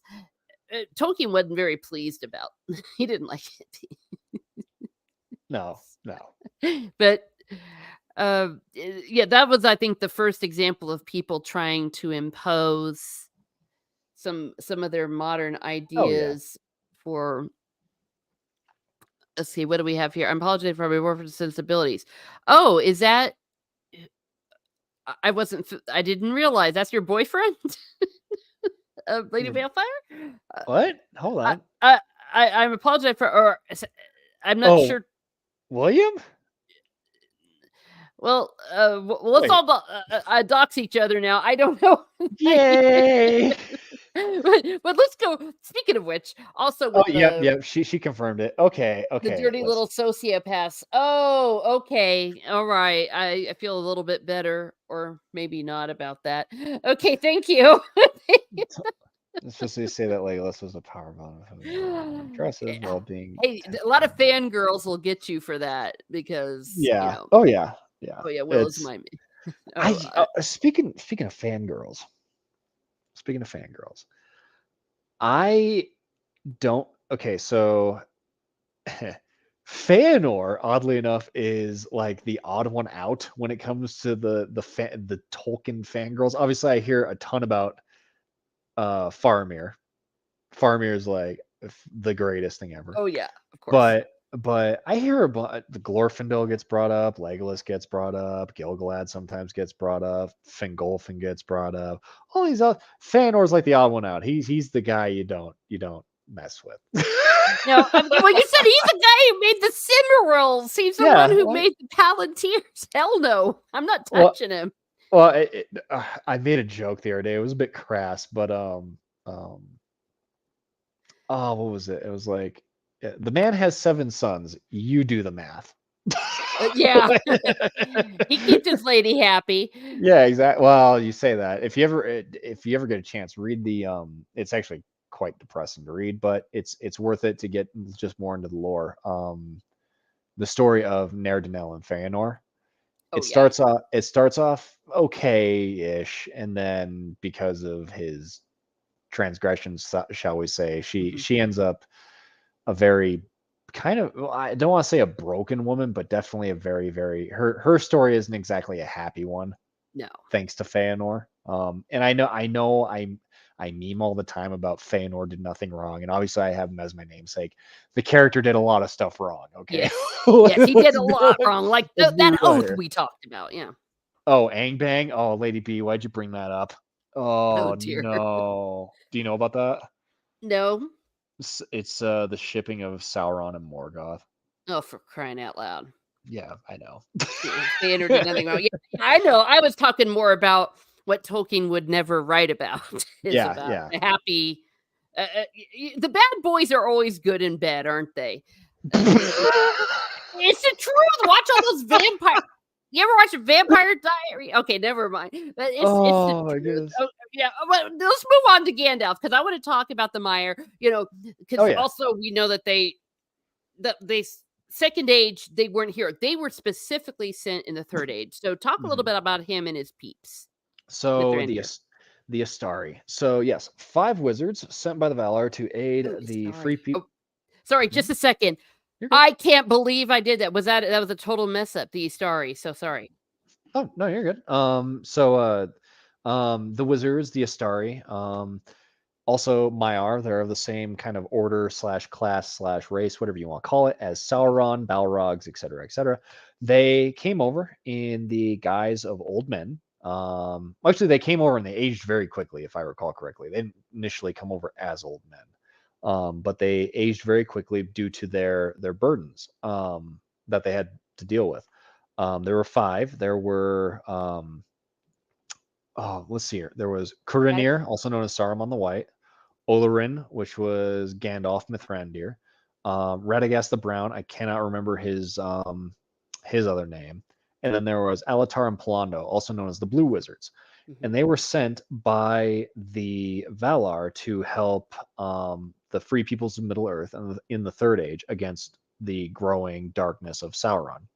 Um, how the Valar, because this was after the world had been made round and Valinor had been removed. So they obviously still knew that somehow that Sauron was still there. So they sent them to help. Gandalf, um, he immediately took a liking to men and hobbits and kind of saw the strength in peoples that and also in individuals who, you know, might not necessarily be seen as the quote unquote strong. Um, and the other thing to take into account when they come over, um, all the heroes of old are gone.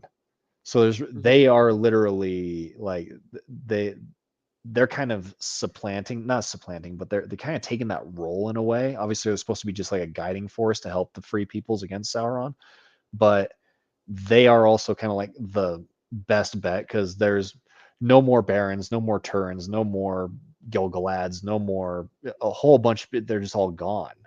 So Sauron really has the upper hand there, but Saruman ends up getting corrupted. Or I don't know if I want to jump that far.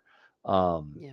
they eventually set up this thing, a group called the White Council. Mhm. It's Galadriel, Radagast, Saruman, Yeah. um, Elrond, Círdan, I believe, was also a part of it, and of course Gandalf.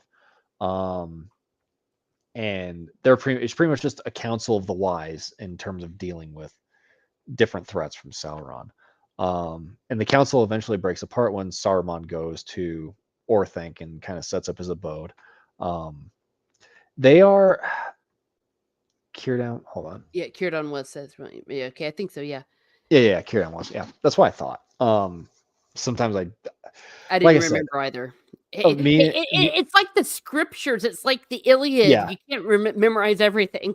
Well, what's funny is actually we literally just Lady B and we literally just concluded this. We did Of the Rings of Power in the Third Age from the Mm. Silmarillion, and it talks about some of this, and it's like I've been so buried in like the wars of the Noldor for like forever, and also I've been also reading Nature of Middle Earth too. That some of these like little details I've been forgetting, and I'm kind of ashamed of myself. So I've been having to reread again. But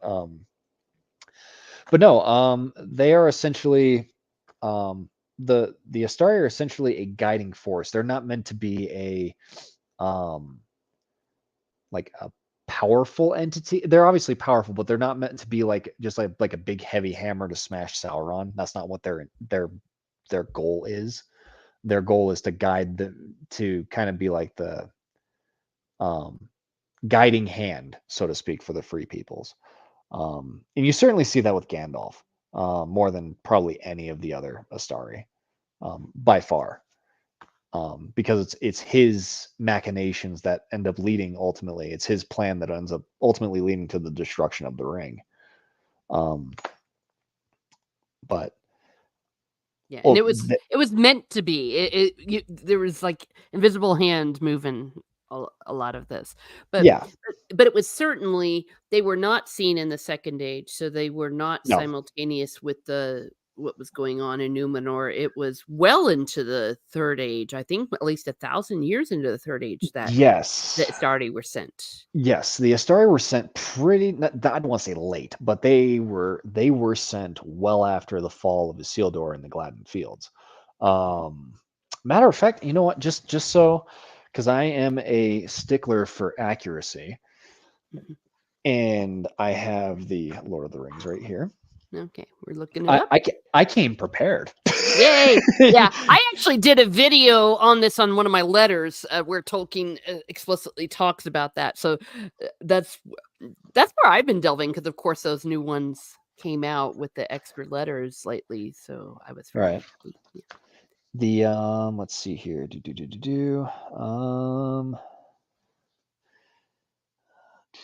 yeah. I think it Gandalf was. goes to Dol Guldur. You Well, see, all Gandalf went to Dol Guldur in the year 2063, Third Age. So, yes, Erender, the wise discover that an evil power has made a stronghold in Dol Guldur. That was 1100. yeah. So, oh, dang. So they were there, but Yeah, um, maybe 1,000 years had passed and the first shadow had fallen on the Greenwood the Great, the Astarier wizards appeared in Middle Earth. Yeah, so it was roughly about 1,000 years into the Third Age. yeah, So certainly not what we would see before. So, and that's also what I want to tell people is find the real story that he wrote. The story that Tolkien wrote is far better than the story he didn't write, and yes, it's really very beautiful what the story did and what Saruman his betrayal was horrendous. Oh, it was terrible. Yeah. Well, it's like Frodo even says that at it sort of alludes to it when during the scouring of the Shire. Mhm. He says, he's telling all the other hobbits like essentially Saruman only has the power of his voice now, but be very be very kind of respect him because at one point in time he was somebody incredibly mighty that you guys couldn't even fathom. Like, Mhm. that's who he used to be. And his fall, it's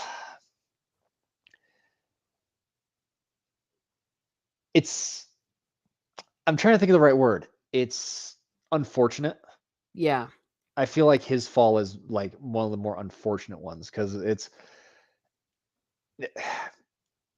he Well, it's he like when didn't a great serve out his man purpose. Yeah. yeah, it's like when someone is a truly great man and then they just totally go straight to hell in a handbasket, and we've had that in history, we've had that well, it's just it's harder when someone was once good and they're bad now.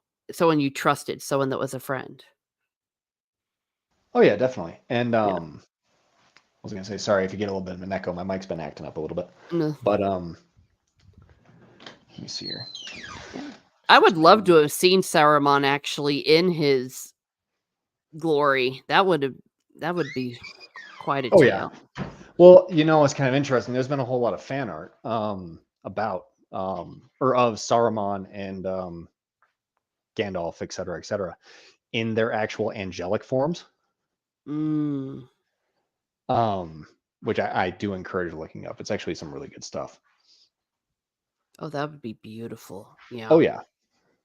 And, of course, we know that they're gonna try to do that with Sauron apparently, and that's just again, that's almost again, once again, it's blasphemous. It's yucky.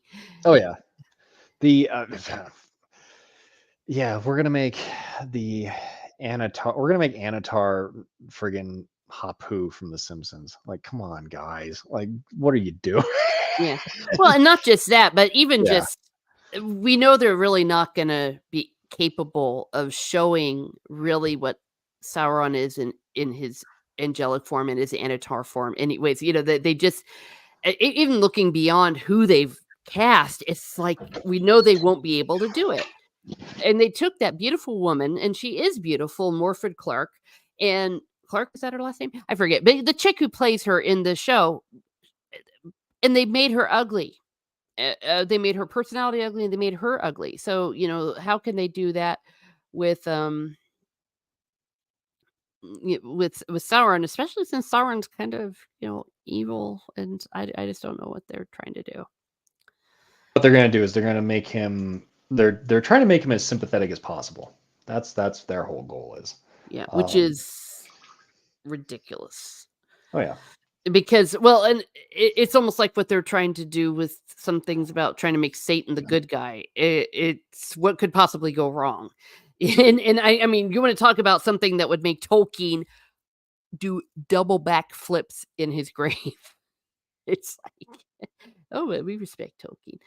Right. Well, one more thing before we go into our pub game. I thought, maybe we whoops, could talk a little bit about the orcs. My favorite topic to talk about, oddly enough, because well, when it comes to Rings of Power, it is because the Mhm. fans of Rings of Power have absolutely no idea what the hell they're talking about. So, the orcs, vile servants of Morgoth and Sauron. They are terrible creatures of darkness and delight in the pain of others. Can we stop trying to say that they are in any way, shape, or form sympathetic?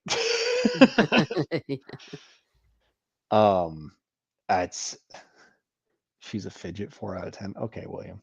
No, Morfydd Clark is pretty. She just was terribly miscast. Yeah, and they made Um, her ugly. Yeah. oh yeah. Um, the what was I gonna say? No, the orcs. Okay, so I know that Tolkien did not intend, or I know that Catholicism teaches that being irredeemable isn't really a thing. Insofar as like, so long as if I recall correctly, and William and I have actually, I think, had this conversation before, but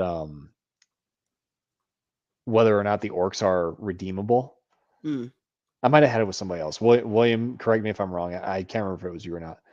They are not redeemable. no. They are not a redeemable force. It's that I'm sorry. When you I can go through a myriad of different examples from the first age through the third of the orcs just being brutal monsters.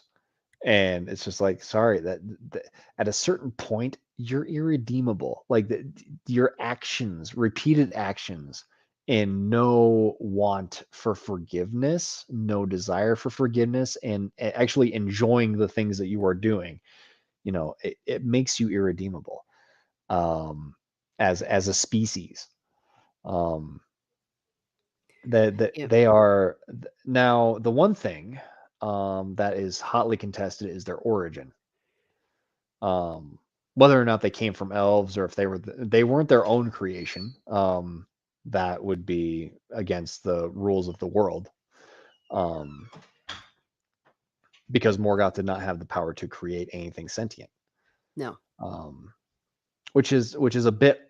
What was it I heard though? Because I've read somewhere that people were having misgivings about that because he had sentient dragons and balrogs and things. It's like, well, they're corrupted spirits that were probably just bodied. That's pretty much what they were. Yeah. Um, And if you want to keep it simple, I yeah, think of them very much like demons. But Tolkien himself struggled with this because it was very important to him. Even though he was not doing allegory, he didn't want to do anything contrary to the faith. yes, And because he had kind of made them originally elves, he was he was uncomfortable with it. But what he put in the works, he put in the works, and you'll find essays he did or maybe some letters where you see him, it's like, "Oh, I'm just not because I'm a man of faith." But just because he himself had a little bit of that, because it is not a one-to-one allegory and it's not revealed by God in our world, it's okay if it didn't quite mesh. So when people try to say that what they're trying to do with the orcs in that piece of garbage is, well, that's kind of like what Tolkien was doing. It's like, no, no, no, no. no, It was just Tolkien having some issues. But if you were going to try to bring that in any way into the story, you would have to bring someone to the level of St. Thomas Aquinas to be yeah. able to create it and make it possible and probable and sensible and anything like that. And instead, we get what we get. Well, stupid orcs and rings of power. So, I the one example I cite several, but the one example I like to cite, and I have kind of a similar one for Sauron, is so the Battle of Unnumbered Tears in the First Age. It's also known as the Fifth Battle, the Nirnaeth Ernodiad. Um, what kicked off that battle was an elf captive being brought out of Angband, and the orcs chop off his legs and his arms and finally his head and leave his corpse there, chopped up, and tell the elves, "We have many such more at home. You guys better store. You guys better come after us, or we're just going to kill them all like this. They'll suffer the same fate." It's like, your guys are trying to make that sympathetic. You guys over at Amazon are trying to make that evil entity sympathetic. Can you please not? Mhm. Like, Yeah. it's actually painful to see this. Yeah. Um, and also the other thing about that was them cooking in the sun like vampires. Oh, yeah. Oh my gosh. It was Twilight. It's like, guys, that's not how this works, and that works. Oh my goodness, this goes back to the idea of follow the rules of the world. Okay, I don't Mhm. care if you create an adaptation, you have to make changes. Fine. That's another reason why Jackson gets a pass. He followed the rules of the world. Mhm. So the orcs are afraid of sunlight. They don't like it, but it doesn't cook them. Okay. No, It's just not a yeah, they thing. obviously, otherwise, all of the things that we saw happen with the orcs previously wouldn't have been possible. No, not at all. And also, going into a bit of filmmaking here, they're very inconsistent with the sunlight in that show when it comes to whether or not it hurts the orcs or not. Because there's orcs with full on skin exposed to the sun and nothing's happening. And then you have the other scene where like the orc, his arm gets exposed by his elf orc daddy. God, that was such a stupid concept. And and and he's just getting burned. It's like what is this? This is so Yeah, stupid. yeah. Oh, Yeah, I mean, for the most part, orcs, the way they are presented in the story is the way we see them yeah. as irredeemable, brutish, and for the for them to take just a few little thoughts of Tolkien and say, "Oh, look, we're being faithful to it. We're trying to bring it's just absurd." Uh, Do you recall, because this is, I believe this is actually in the appendix. Do you recall the dwarf Thror, Not off the top of my the head, no. the father of Thrain?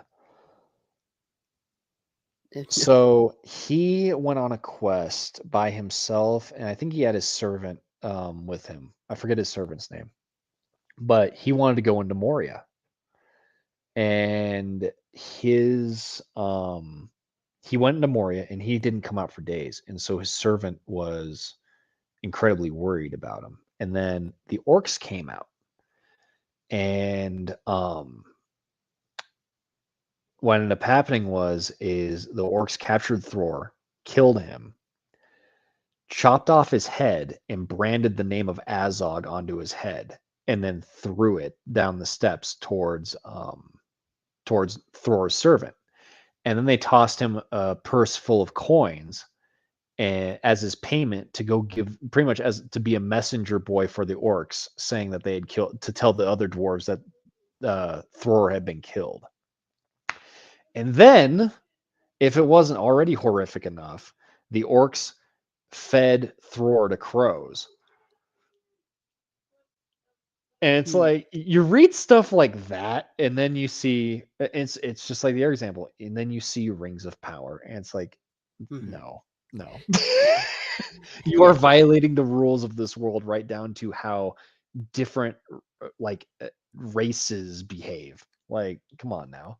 yeah, and, Shippy talks a little bit about this whole discussion in one of his essays I was reading. Mhm.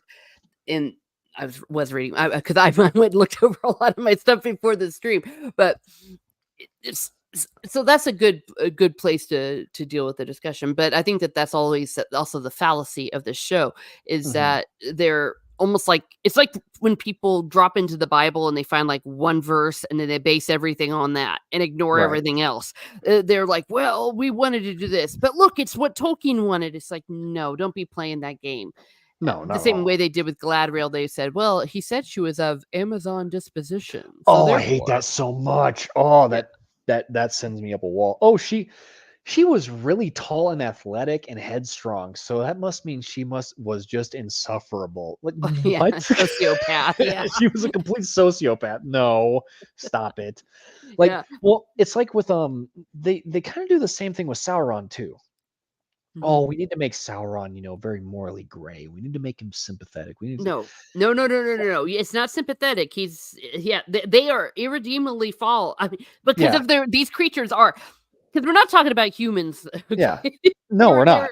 they're damned just the same way that the demons made their decision before, in the war in heaven and all that, they made their choice and they don't get a second chance. Their choice was for all time because of the very nature of who they are. And that it was consistent in what Tolkien did with these. So by trying to make them ambiguous, again, Yeah. it's against the world, but it's also against his sensibilities. Yeah, and with Sauron, so I think Sauron's like, well, okay, the orc trying to make the orc sympathetic is bad enough. When you know about, so the thing I always tell people to look up, and I'm sure both Lady B and William will call me a broken record for bringing this up, but it's always my favorite example. the relationship between Sauron and Shelob, what their interaction is in the book, Mhm. shows that Sauron is not sympathetic at all. Oh, no, Because no, no. what Sauron would do, for those who don't know, is he would take all of his captives that he had, or not all of them, but the especially helpless ones, and he would send them to Shelob's lair with a couple of his messengers. And the messengers would, because Sauron enjoyed hearing about this, enjoyed in quotations, you guys do with that what you will. He enjoyed listening to how she would play with her food. Yeah, that's That's the kind of evil that we're talking about. You don't make that sympathetic. I'm sorry. And if that's you, almost like Jeffrey Dahmer level, serial killer, yeah, BTK level of psycho. Yeah, and Salty Traveling Sea, yay, hello. Imagine spending nearly $1 billion on something. Yeah, that's the other thing. And only oh, 40 more it, watch minutes of Wheel of Time, um, 40%. It it hurts. gets it gets better than that. So as far as that billion number is concerned, so I don't have anything to confirm this as of yet. Okay, Uh-huh. but word on the street is they might have been ordered to do extensive reshoots, which is why we haven't had a trailer yet for that dumpster fire. which Interesting. me- which means that the price of the season could potentially double, which would mean in 2 seasons, just with 2 seasons of television, they would be close to have spending about 850 $900 million. Wow, and it doesn't matter how much they spend, they've already wasted our goodwill, as we kinda talked about at the beginning, where they just came out and started attacking us even before it Yeah. started. Yeah, Hmm. and, I've heard this rumor too, Salty, Traveling Sea, the rumor that Sheila will get a sympathetic backstory because she and Sauron were, oh, lovers. Yeah, I've Oh, heard that, I hope it's and, not true. and they also want to give Sauron a kid. Oh, n oh, hell no. Yeah. Oh, Uh-uh. oh, my dear sweet muses, do you not know about the leaks? I've heard some I haven't heard that one. Oh my goodness. Yeah, so they want to give now these aren't 100% confirmed, but they were reported on by the onering.net, and as much of a shill as he is, Oh, or as they are, I they don't typically put stuff out like that unless there's some level of credibility to it. yes, So credibility and the fact that they've been given permission to, because nobody leaks unless they've been given the permission. the worst the worst offender of all the leaks though, I want you to brace yourself for this. So Oh, I, oh, it makes me laugh so hard. Okay. They're going to introduce Tom Bombadil in Goldberry. oh, no, no. Oh, no, no, just wait. This pot's getting sweet. So they are going to introduce them, and they are going to be the reincarnation of Morgoth and Ungoliant. Wait a second. That no, that can't be true because Tom Bombadil and her are like they're like Yeah, original innocents. They're like Adam and Eve before the yeah, fall. yeah. I know. This is So, satanic. Grant, take Thomas, these no. take take this with a pinch of salt because these haven't been fully confirmed yet. Okay, but so the rumor, or not the rumor, but the leaks go, is that Mandos, as punishment for their transgressions, take the souls of both Morgoth and Ungoliant and repurpose them into Tom Bombadil and Goldberry as a punishment. Oh my gosh. Oh, if they do, we're gonna have so much good material. Well, first of all, that is they cannot even claim that they even give a rat's anything about Tolkien about this. I mean, that is so against everything. I mean, Yeah, I know. he would come like Moses in the 10 Commandments and call down the the wrath of God and the waves and Numenor, all He of that together, that is the he most blasphemous thing I he think I've heard so far. if Tolkien saw that, he'd dust off his old World War One rifle. That's what he Yeah, would I do. mean, but no, but you know what I mean? It's like that is and I can say it's because he and I share the same faith, and we even like the same liturgy because he liked the old Yes. Latin liturgy. Mhm. That is just, like, vomit inducing. That's how evil that is. That is all wrong on Yeah. every possible level. Let me see if I can find the full what did I do with my let me Yeah, see and here. Salty Traveling Sea says they brutalized Robert Jordan with a broken beer bottle. Of course, they'll do that to Tolkien. Yeah. Oh, I was yeah. thinking about Robert Jordan because, Robert Jordan also was a Christian Episcopalian tradition, and he felt pretty strongly about showing that there is good and there is evil. Mhm. That's why you saw some of that in the book from what I read from some of his interviews, and the fact that they're making it ambiguous in the TV show is also very disrespectful to Jordan, from what I understand. Let's Okay, do see you got here. it? Let me pull I'm just waiting on it to load. Okay. Okay, yeah, One Ring, where is it? It's OneRing.net. Oh Let my gosh, if me I tell Lady Gravemaster this, she's I think no, I think she knows. I think she knows. okay. I So, think she well, saw I the don't link. know because I haven't heard the equivalent of a nuclear bomb going off. Yep, spy report. Okay, so here it is. The Rings of Power season 2 to expand on Sauron in huge new ways. Warning, potential spoilers for season 2 below. Okay, so um the first leak slash rumor is that Amazon has newly expanded rights to plot points from the Silmarillion. Oh fuck! Season 2 episode 1 opening is going to be Eru using the secret flame to create Melkor, which no. Uh Yeah, I did. Then Melkor watches as Eru creates all the Valar and the Maiar. Eru is going to be a disembodied voice, vaguely human shaped, but no characteristics can be made out. Oh, this sounds like a Neil Breen film. Um, the secret flame is golden, as are all the Valar and Maiar. Okay. The Valar are larger than the Maiar, but are bathed in a golden light and completely naked. The scenes What? were filmed with nude figures in strategic lighting. Oh, though that's the other because here's the other thing that Tolkien's always been safe for kids, if you know what I mean. I mean, even Yeah. oh my gosh. Well, you know Children. what I mean from a certain point of view, Yeah, not yeah. like I mean, like not pornography. True, true, true. Not the I was stuff gonna that's say gonna get you there's in probably one or jail. two stories I'd keep kids away from in the Legendarium, but I Oh well, mean, yeah. overall, you're right. In general, like The Yeah, Hobbit. I mean, what they think of like so. Oh, The Hobbit. Oh yeah, that's cute little yeah, story. I read the book, and then they see this, and there's nudity. Oh hell yeah. no. So let's see here. Sauron will be played primarily by three actors in season 2. Ugh. Sauron in Myron form and called such is not Halbrand, played by Charlie Vickers, or Anatar, played by uh, Hapu. Um, After the fourth interruption of the song, several Maya meet and discuss Melkor's discordance. Great. That's going to be fantastic. Oh no no no. Mithrandir, Gandalf is in this scene. What the fudge?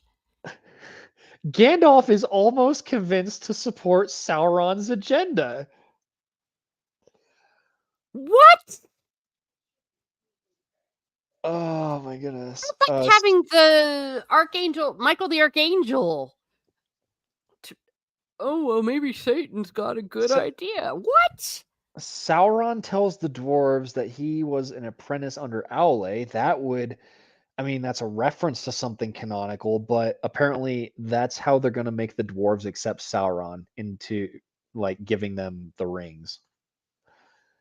Um, Sauron had a son who Adar killed. That's leak number 14. Horse Uh, lovers rejoice. A dedicated bottle episode with little dialogue will tell the story of the first of the Meras.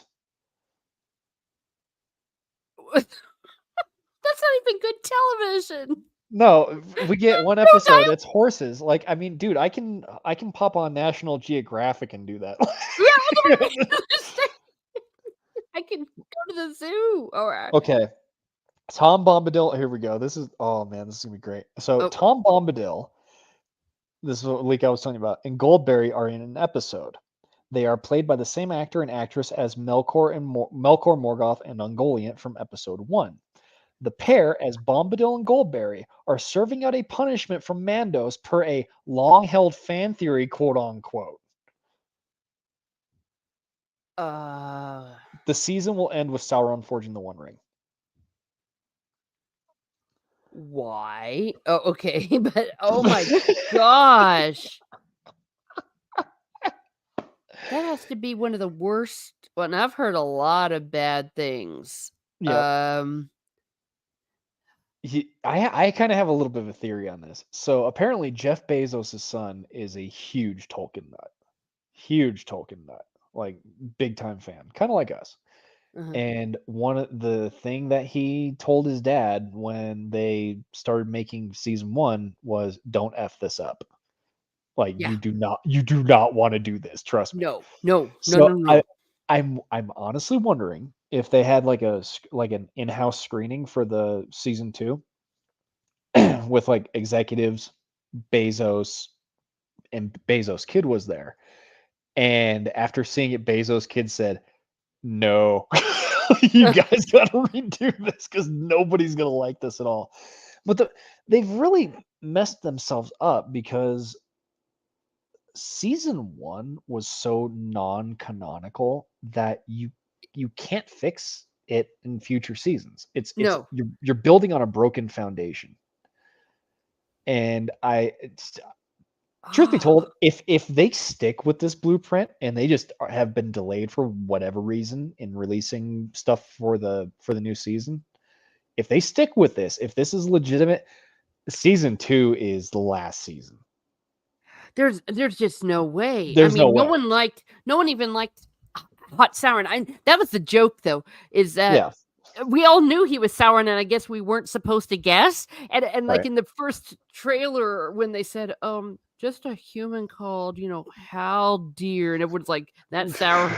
Yeah, everybody was like, yeah. I remember the leaks coming out. So it was I believe it was Nerdrotic who leaked out that handsome man was in fact Sauron like 2 months before the show even aired. Oh yeah.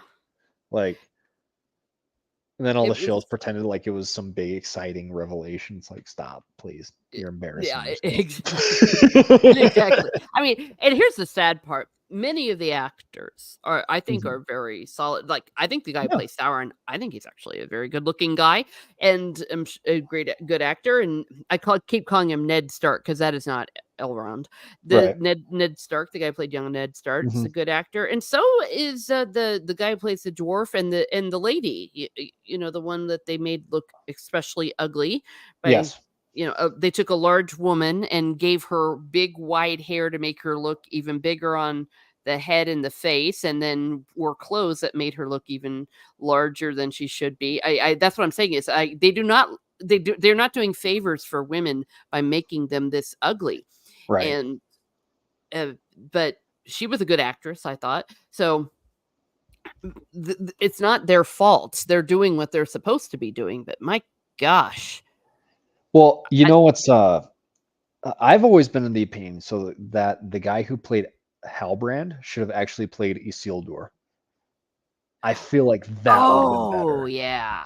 Like if you give me this cast and you're like, okay, let's do something canonical and well Yeah, written, how would I rearrange things and like put pieces? I always thought like, okay, the guy. First of all, we're ditching the Halbrand character completely, and yeah, we're gonna make that dude Isildur. I think he could carry the role efficiently.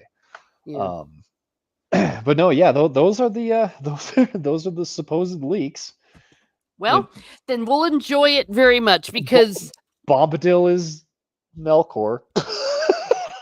wow. Yeah, I'll get in touch with Lady G because I'm like, girl, because I haven't heard her lose. But like I said, I haven't heard of an incident somewhere in America with rage or something. But this is definitely something that we're going to be on to, and I think, for lack of a better word, this is going to make some rage content. You know, I always say Oh, it's gonna about what be makes me laugh, makes me cry, makes me happy, makes me sad, or just really ticks me off. Well, it's gonna be open season on YouTube. I can oh, guarantee. Yeah, it's gonna be fun. They deserve it, and it's just too bad because you know this is something that we love. Sometimes people warn me. They're like, maybe if you watch these, Mhm. it might taint, like, the way I feel about it, like, the way looking at Jake Skywalker kinda, for a long time, really gave me a bad taste in my mouth about the Right. real Luke Skywalker, but Right. this is, I think, so different and so far removed. I was afraid, so I stayed away from it at first, but now I'm like, "Okay, this isn't gonna taint anything because it's just too Yeah. far out there It's that very there." easy it's very easy to divorce it Yeah, from it's Tolkien's world, yeah. yeah, just the same way when I read a fanfiction.net about, well, actually, I don't read those, by the way. Yeah. It's like, Boromir has a girlfriend. Those are also really big ones. And then she takes the ring. I don't know, you know, just stupid stuff like that. That's not gonna affect it. But wow, thank you for giving me that. And for looking back at what the first parts of the stream were talking about. Yes. When we were sharing these great stories of Hurin and the children of Hurin and, you know, Fëanor and Real Galadriel and all of that stuff. It's like, Mhm. how can this crap compare at It does. all? It's like, oh, what was it? The YouTuber Mahler said it's like comparing the dawn to the abyss. Like, Yeah. it's Yeah.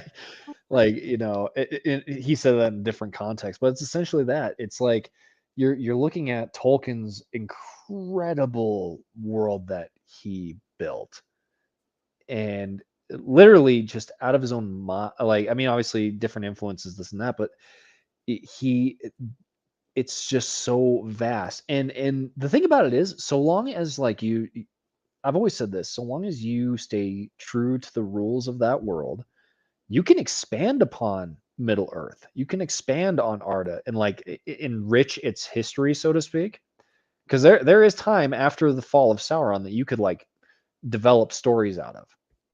If as a fan or as somebody who's trying to adapt Oh, something, this and yes. that, Mhm. just so long as you stay true to the source material and as best you can and to the rules of that world. I think that last one's the most important one. Yeah, that's, Um, and I think that's why everyone is so repulsed, whether they know or not.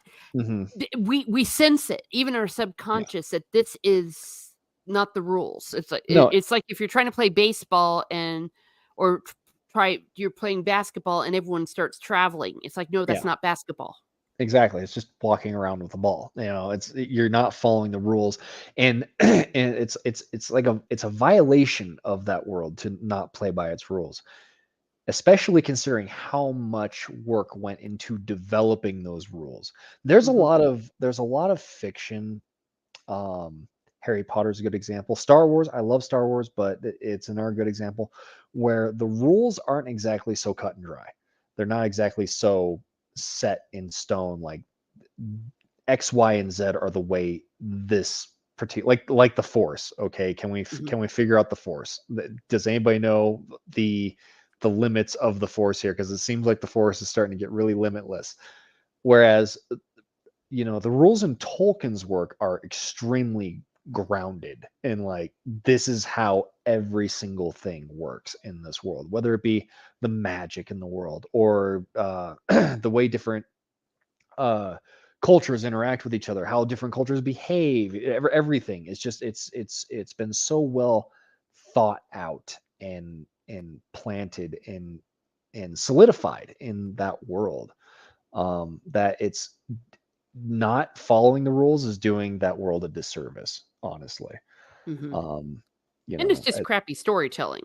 it is. It really is. And there's no need for it. It's like why okay, first of all, Amazon, why are you putting a fourth Silmaril into a tree that gets hit by a lightning bolt, that, just to use an example, that creates the Silmaril love juice that flows into the mountain that becomes Mithril. Like what is that? No, That's so, stop yeah, it. I know, yeah. That was one of those things that you're like, "Nah, that couldn't be. They're not doing that," and then I they was did. I was watching that in disbelief. I was like, no, No. that's no. Okay, It's like first of this is all, getting Monty Python. first of all, you stole that imagery from the fall of Gondolin and the Battle of Glorfindel versus the Balrog. Secondly, secondly, no, that's not how any of this works. Yeah, It it's just like Han isn't. Solo in the only good line in The Force Awakens. That's not how the That's Force not how the works. Force works. You know what's funny? I was this is weird. It's like deja vu. So I was listening. Have you heard of the podcast Midnight's Edge? Yes, I'm familiar. Okay. I was listening to their latest episode, and literally they mentioned that as the only good line from The Force Awakens was that's Oh, not how the Force well, there you go. works. Oh man, Oh but no, yeah, dear. it's Yeah, the juice at Elf Tree. didn't know the hold on, what's that? Oh, Didn't I know. said I didn't know that Mithril was a juice at Elf drink. Oh, it's It's so stupid.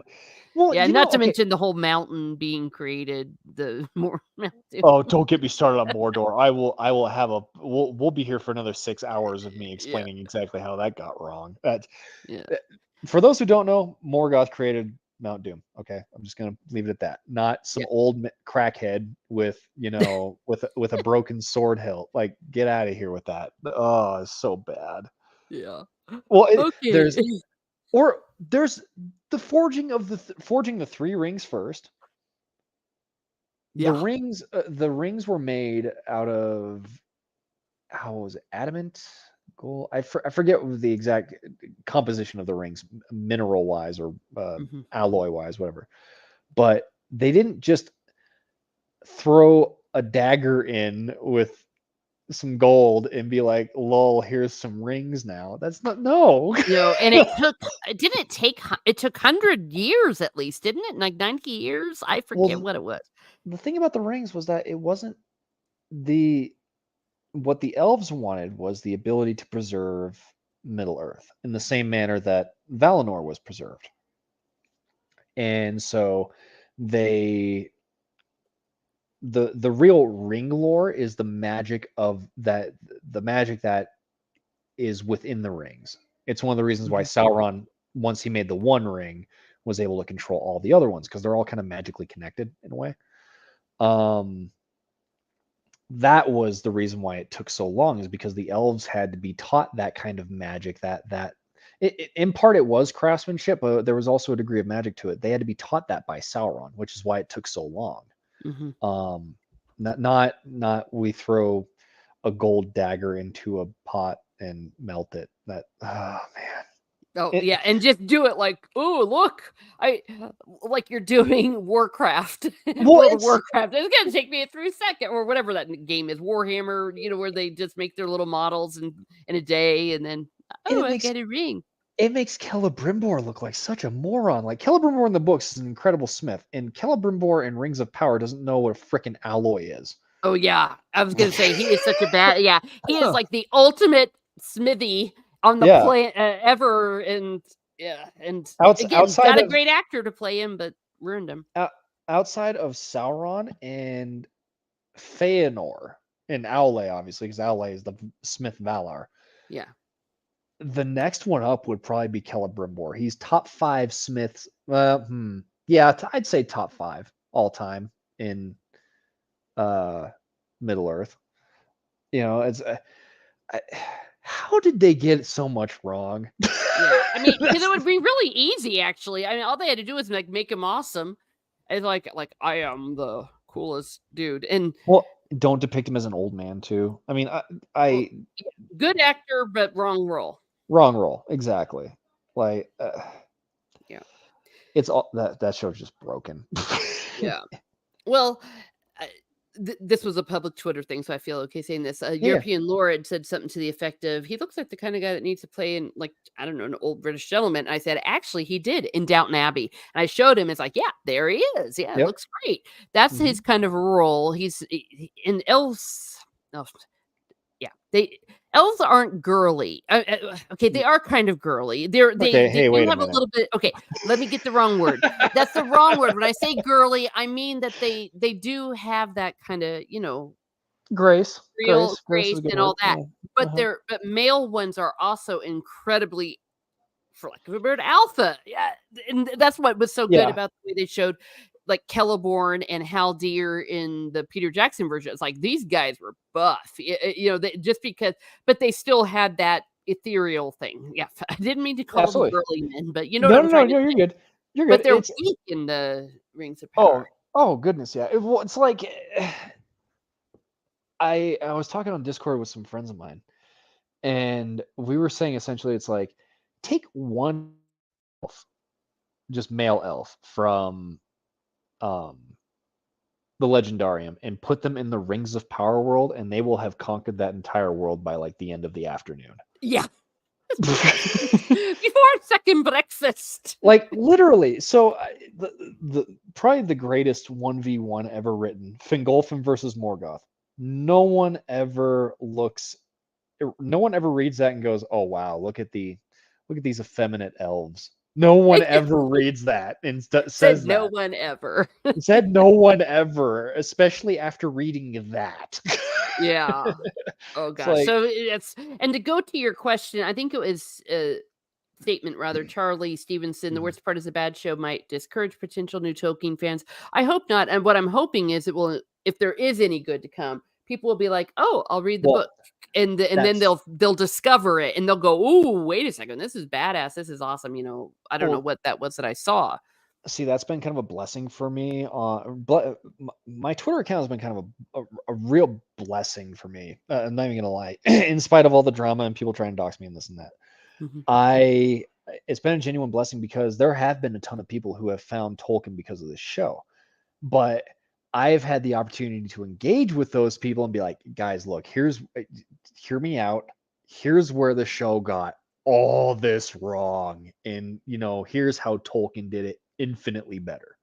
Mhm. And those people are like, oh, wow, this reevaluate the show. And then they're Mhm. like, oh, wow, yeah, the show's actually really crap. But they're still Yep. reading Tolkien, which is awesome. Yep. So, there has been a growth, but a lot of that growth has stuck with Tolkien and abandoned the show. Yeah, otherwise we would see better ratings with the show. Holy crud, I Exactly. don't know if you can hear that thunder. Um, Oh yeah, yeah, we got ourselves a big thunderstorm. Yeah, well, exactly what you said, and maybe those of you that are listening or listening on the replay, go ahead and share this stream with oh yeah, them and say, because I think that you've done a really good job of breaking down each of the characters and whetting people's appetite. It's like show I appreciate it. people the beauty Yeah, of what it is. So, gosh, I've the really enjoyed this. Well, before we go on to the roll 7, and yes. before apparently I get blown to Oz or whatever's going on here, and we're just talking about the thunder and the wrath of God, and It's that a was God's flood. response to hearing about what they were doing with Tom Bombadil. Well, see, I figured that was the set fire or the horse. Do you know about that? All the woes of season two's production. Well, just real quick. Oh, maybe God is good. Okay, let's hear it. Well, so one of them is actually really tragic, and Oh, then I'm genuinely upset about it. So, because my mom was an equestrian, she used to show horses when she was younger, yeah. and they ended up running a horse to death. Oh my, oh hell no. And here's the thing, like a lot of people are like, well, this is very common in the film industry, blah blah blah blah blah. And so I did a deep dig into where they got the horses from, the breeders of. In their, I think, 46 years of existence or some crazy number like that, the first time that a horse ever remotely was injured or it died on a set was Rings of Power. Holy crud! Because they're supposed to have people to make sure that doesn't happen. Yeah. So because and I'm not surprised at all because Amazon is no longer filming in New Zealand because they were careless with how they took care of the um like The cleaned up environment. after them. Yeah, the environment. They didn't clean up after themselves. It was some like metric tonnage amount worth of like trash and debris that they just left in New Zealand for New Zealand to clean up. So it doesn't surprise me at all that they would neglect the safety of of an animal. But that's not okay. Because I mean, because animals can't defend themselves. I mean, that's just No. awful. No, literally, if I recall the story correctly, they did an autopsy on the horse. It was a cardiac arrest. Um, and yeah, and Amazon never came out with a full deal, of course not, as to the official reason why the horse died. But I spoke with my mother, and I spoke with a few other people that are experts in raising horses, and just being around them, and they were like, yeah, they probably ran the horse to death. Oh, So that's horrendous. yeah, there's nothing official from Amazon, but that's the general consensus. Yeah. Um, they also had a set burn down, Okay. and then As long as they no one was hurt. Yeah. no one was hurt. No, this was just a set burning down, and then they managed to actually anger quite a few British people, if I recall, because they wanted to cut down trees in this particular forest that's like owned by like the actual like the royal family or something, I was gonna or say you it don't has actually do that. like they wanted to cut down some of the trees for a scene. And a whole lot of Brits that I know were really, really upset about that because Well, apparently this yeah, no, particular no, no, no, forest no, has a no. lot You of don't do that. yeah, No, no, you don't destroy things. no, no, but apparently that's what Amazon wanted to do.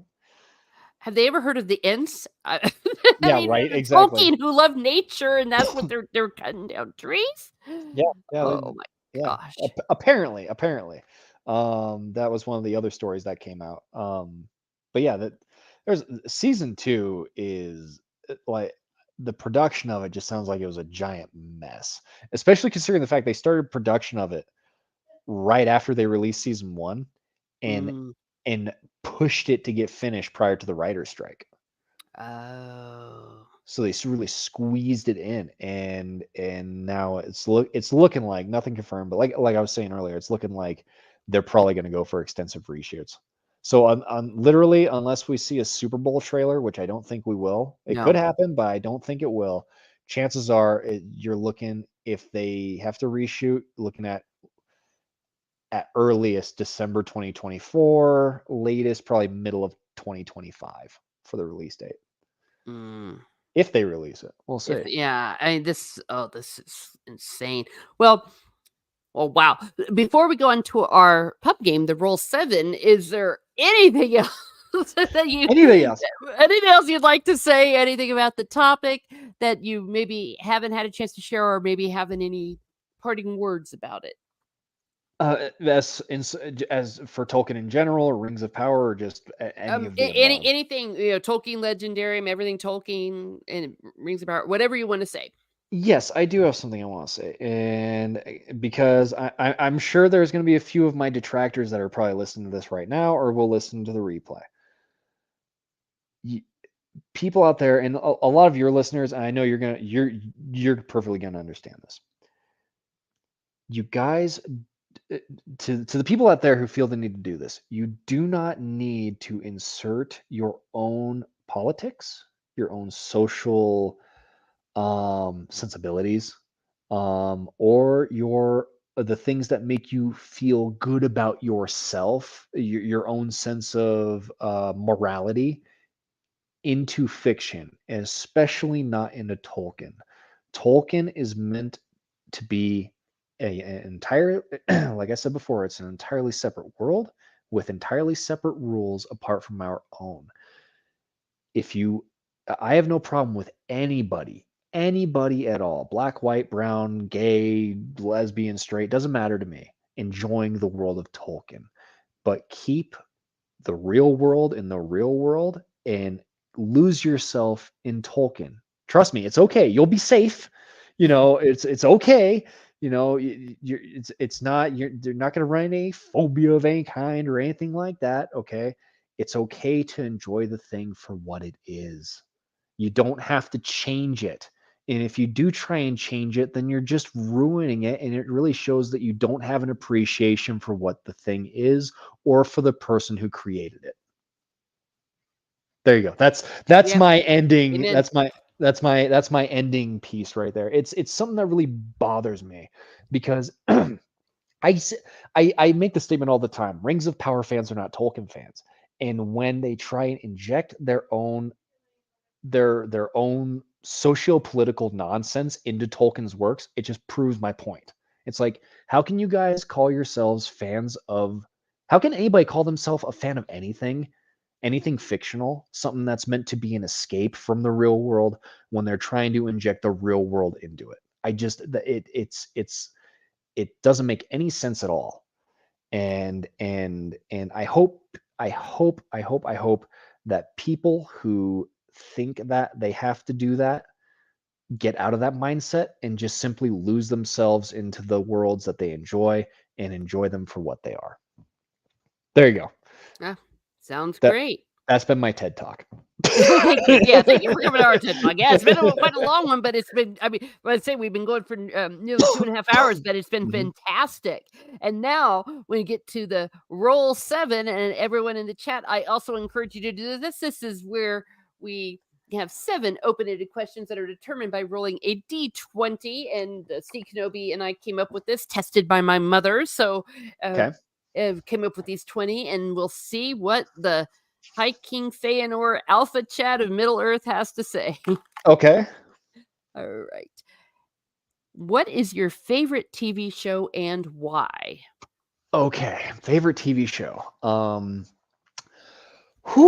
Good question. So I have animated. I really don't have one. There's a variety of ones I I do like. However, my favorite TV show of all time would probably have to be MASH. Oh, Um, Mainly because it has my favorite episode of television ever. It's called Death Takes a Holiday. And the premise of the show is so if anybody doesn't know about the show MASH, it's set in the Korean War. It's these doctors who treat wounded soldiers, this and that. But a soldier comes into camp, and it's incredibly gut wrenching, but at the same time kind of heartwarming.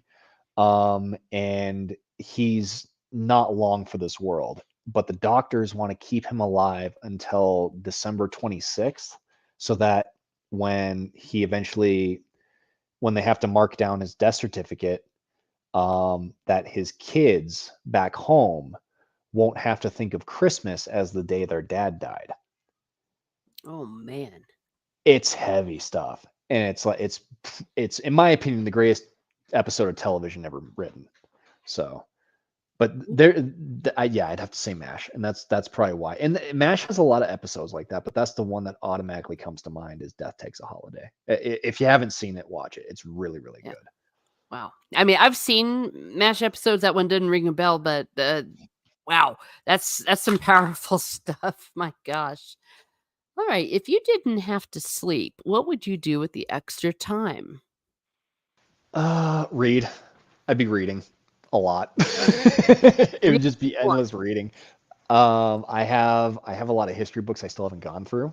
I have my own like little mini library of history, um, over at my desk, and so I'd be reading through that if I didn't sleep, honestly.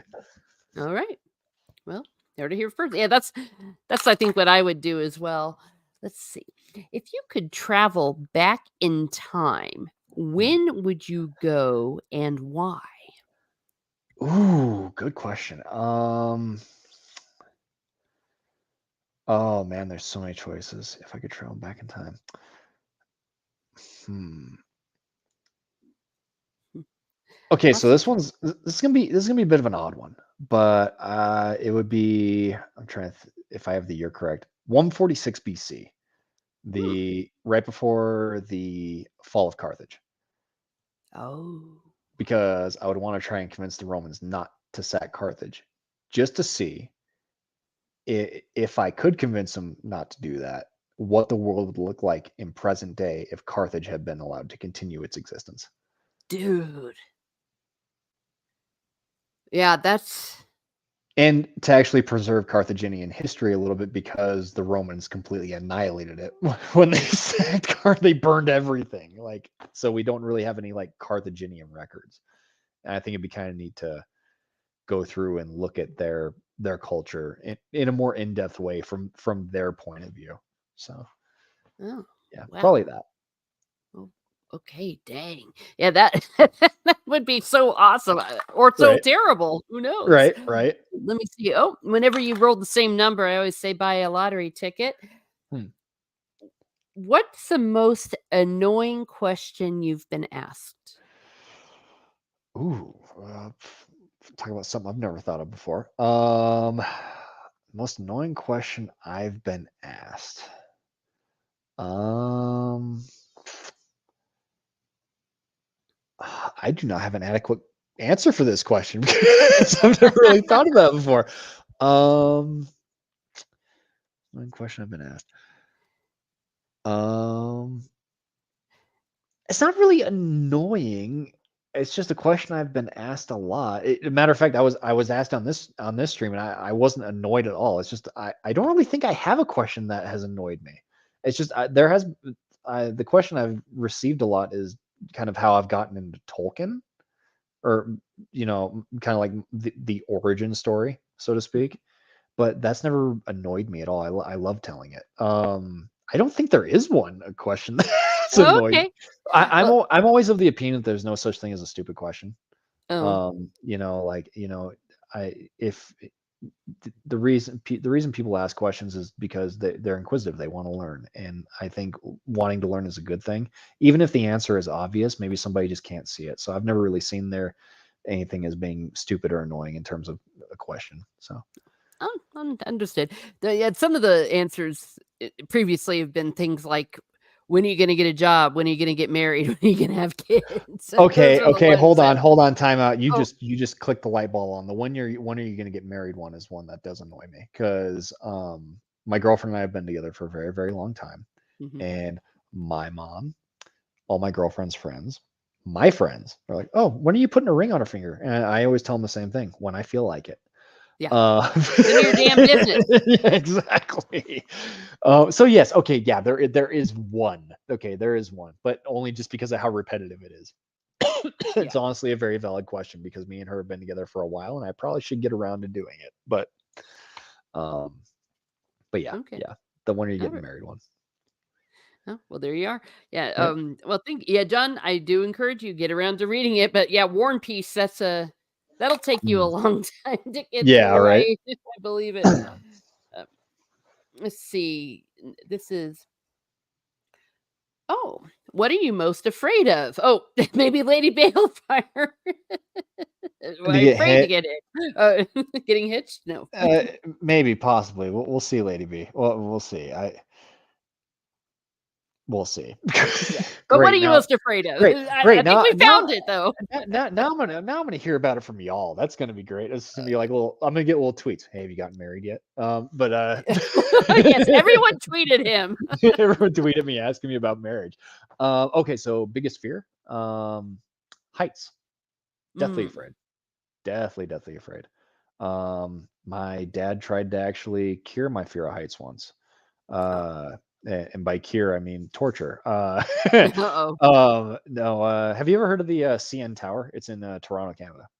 Mm, Used to be. probably. It used at one point before the what is it? The Khalifa that's in I forget some Middle Eastern country. But prior to that being built, the CN Tower was the tallest freestanding tower on Earth. And my dad decided that it would be a great idea to take me to the top of that thing to quote cure my fear of heights. Uh-oh. Yeah, I just froze. Yeah, those things don't cure you. It makes it worse. No, it made it infinitely worse. I was like, I'm never getting in a building again, period. Like, Oh, just get me damn. outside. Like, it was scary. I was genuinely afraid. And the thing that I think really kind of like, I did okay once I got into the tower because I was surrounded by walls. It's kind of enclosed. So I'm like, okay, I don't really have a sense of how high I am right now Mhm. until I saw a bunch of kids jumping up and down looking at the floor, and I made the mistake of looking down. Oh, yeah. No, no, no, no. Yeah. It was all glass. Oh, no, And no, no, no, no. I don't want that oh, either. yeah, it was no, thank you. Yeah, heights. Definitely heights. Okay. Heights is my kryptonite. Yeah. And breaking news on Miss Martin Muses. Alex and I are planning on getting engaged in March. Yay. Congratulations. Yay. So when Genuinely. are you gonna Good get stuff. engaged? Okay, yeah, here we go. Sorry. Oh, no, you're good. Oh, okay, let's go on to the next question. Yeah, the next non-awkward question. That's not. Fine. Maybe I know the answer to this. Okay. What fictional place would you like to go to and why? Oh, yeah. Obviously Kashyyyk. No, we're gonna go definitely Middle Earth. Absolutely. Yeah, Yeah, that's not even up for debate. yeah. Okay. I was wondering, maybe when Fëanor is there, of course. Yes, absolutely. Yeah, we're gonna do things a bit differently. Yeah. Like, yeah. Yeah. Can't wait for February to be over. Well, Right? yeah, excellent. And last but certainly not least, what's besides your loved ones, Okay. what's the one thing you can't live without? Ooh, one thing I can't live without. Um, hmm. I'd Yeah. probably have to go with my books. Mm, Honestly, yeah. honestly, my just not only is it you know entertainment obviously, but it's also just a wealth of knowledge. And when it comes to the fiction, like I sound like a broken record, but just kind of the escapism of it, Mhm. especially considering I've been on the wagon and getting back, because for a while there, when I was drinking heavily, I wasn't reading as much, and when I got sober, getting it, I kind of like it was almost like re-falling in love with especially Tolkien again, Mm, um because I'd kind of fallen out of it for a little bit, not out of any sign like dislike, but I was buried in a bottle. And mhm. so but it being able to escape into that, or escape into the past, reading history books, you know really helped kind of like preoccupy my mind away from drinking when I was still trying to recover from it. Sure. um and so yeah, no, it's God, and then my family, and then books. Mhm. Yeah. No. That's the order. So No, I hear you. Yeah, yeah, and that yeah, when you give up the bottle, it is amazing to me, how clear you don't realize how you've not been thinking clearly. it's And unreal, isn't it? yeah, yeah. Was it is that the s first step? Is it I forget which step it is, like, to restore us to sanity, so there Yep. we go. Yes. Exactly. Alrighty. Well, that is that. Thank you so much, Fëanor, for visiting Hmm. with us, and it's been a blast. I just loved for me, it was like revisiting all of these tales and just reminding me how much I just love it so much, and I'm hoping I could hear that in your voice, and I'm hoping that those that have been listening also got this. So I want to say a thank you to you and of course all the people in the chat. Best chat on the planet. Hmm. Of course, Lady Balefire John 5. We had the McCabe twins. We had all sorts of people in. And if I missed anyone, that's not in any way my intention, but the chat does jump all over the place. Right. So tell us, where can we find you? What do you have coming up? So it's kind of funny. So right now I'm doing the stream on my girlfriend's laptop because I bricked my computer.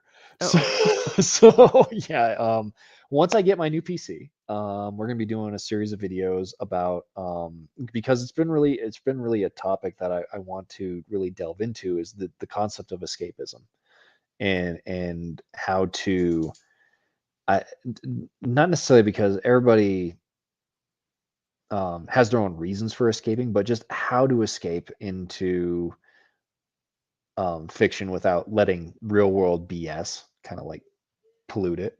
hmm. I'm gonna be doing some videos on that. I'm currently working on a script for a web series that I'm hoping to get started on, like officially, like producing and working on next year. Hmm. Um, yeah, it's gonna be really really cool. So the basic concept behind it, without giving out too many details, is I've often heard that from a lot of people who have tried to get into the Silmarillion, that they find the Silmarillion very difficult to read and kind of like just get through, because it's a very chunky book as far as like all the knowledge, or all the stuff that you're kind of ingesting. Hmm. So part of the goal of this mini series is to um, kind of, and not necessarily simplify. I don't want simplify is the wrong word, but Oh, I guess I can use it in this kind of way. Simplify the how the stories are told. Mhm.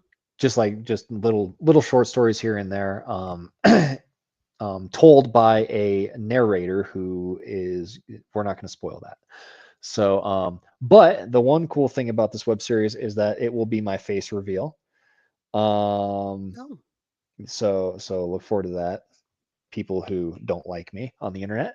Um, but no, got that planned. And then of course you can find me on Twitter at Lost History 9. Or you can just type in the High King Fëanor, you'll see me.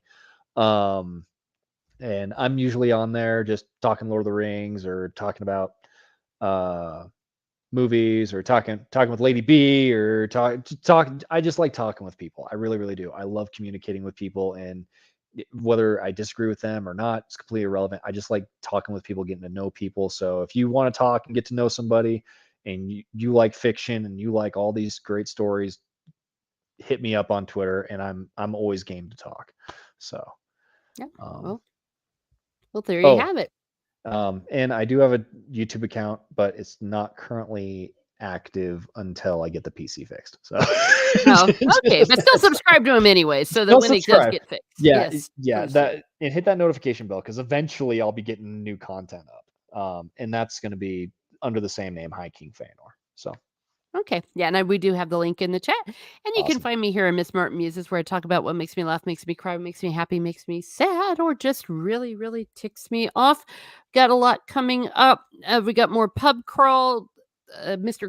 Gregory, I know, is going to be on, and a few others, and I'll announce them when we've got all the dates and everything settled in. You might find me talking Song of Ice and Fire on Monday nights every now and then, or Nina Infinities. Chill chats on Sunday nights where we talk about the TV shows that we like and the good stuff that is out there, and some more musings coming up. I think I'm going to talk about narcissistic injury. I have that one. I've had that one ready to go for quite a while. And Narcissistic injury. What's I? well, there you go. You can Yeah, find out all about it. I will be there because I'm curious. I'm curious about this. Cool. Yeah, narcissistic injury and what to do about it. Also, a lot of videos coming up that I'm trying to put together. I am now at 922, so very close to getting the fully monetized. They just kind of mostly monetize you at one level, and then once I get Right. to 1,000, my videos will be able to be monetized as well. So if you wouldn't mind giving me a like, share, and a subscribe, I would definitely appreciate that.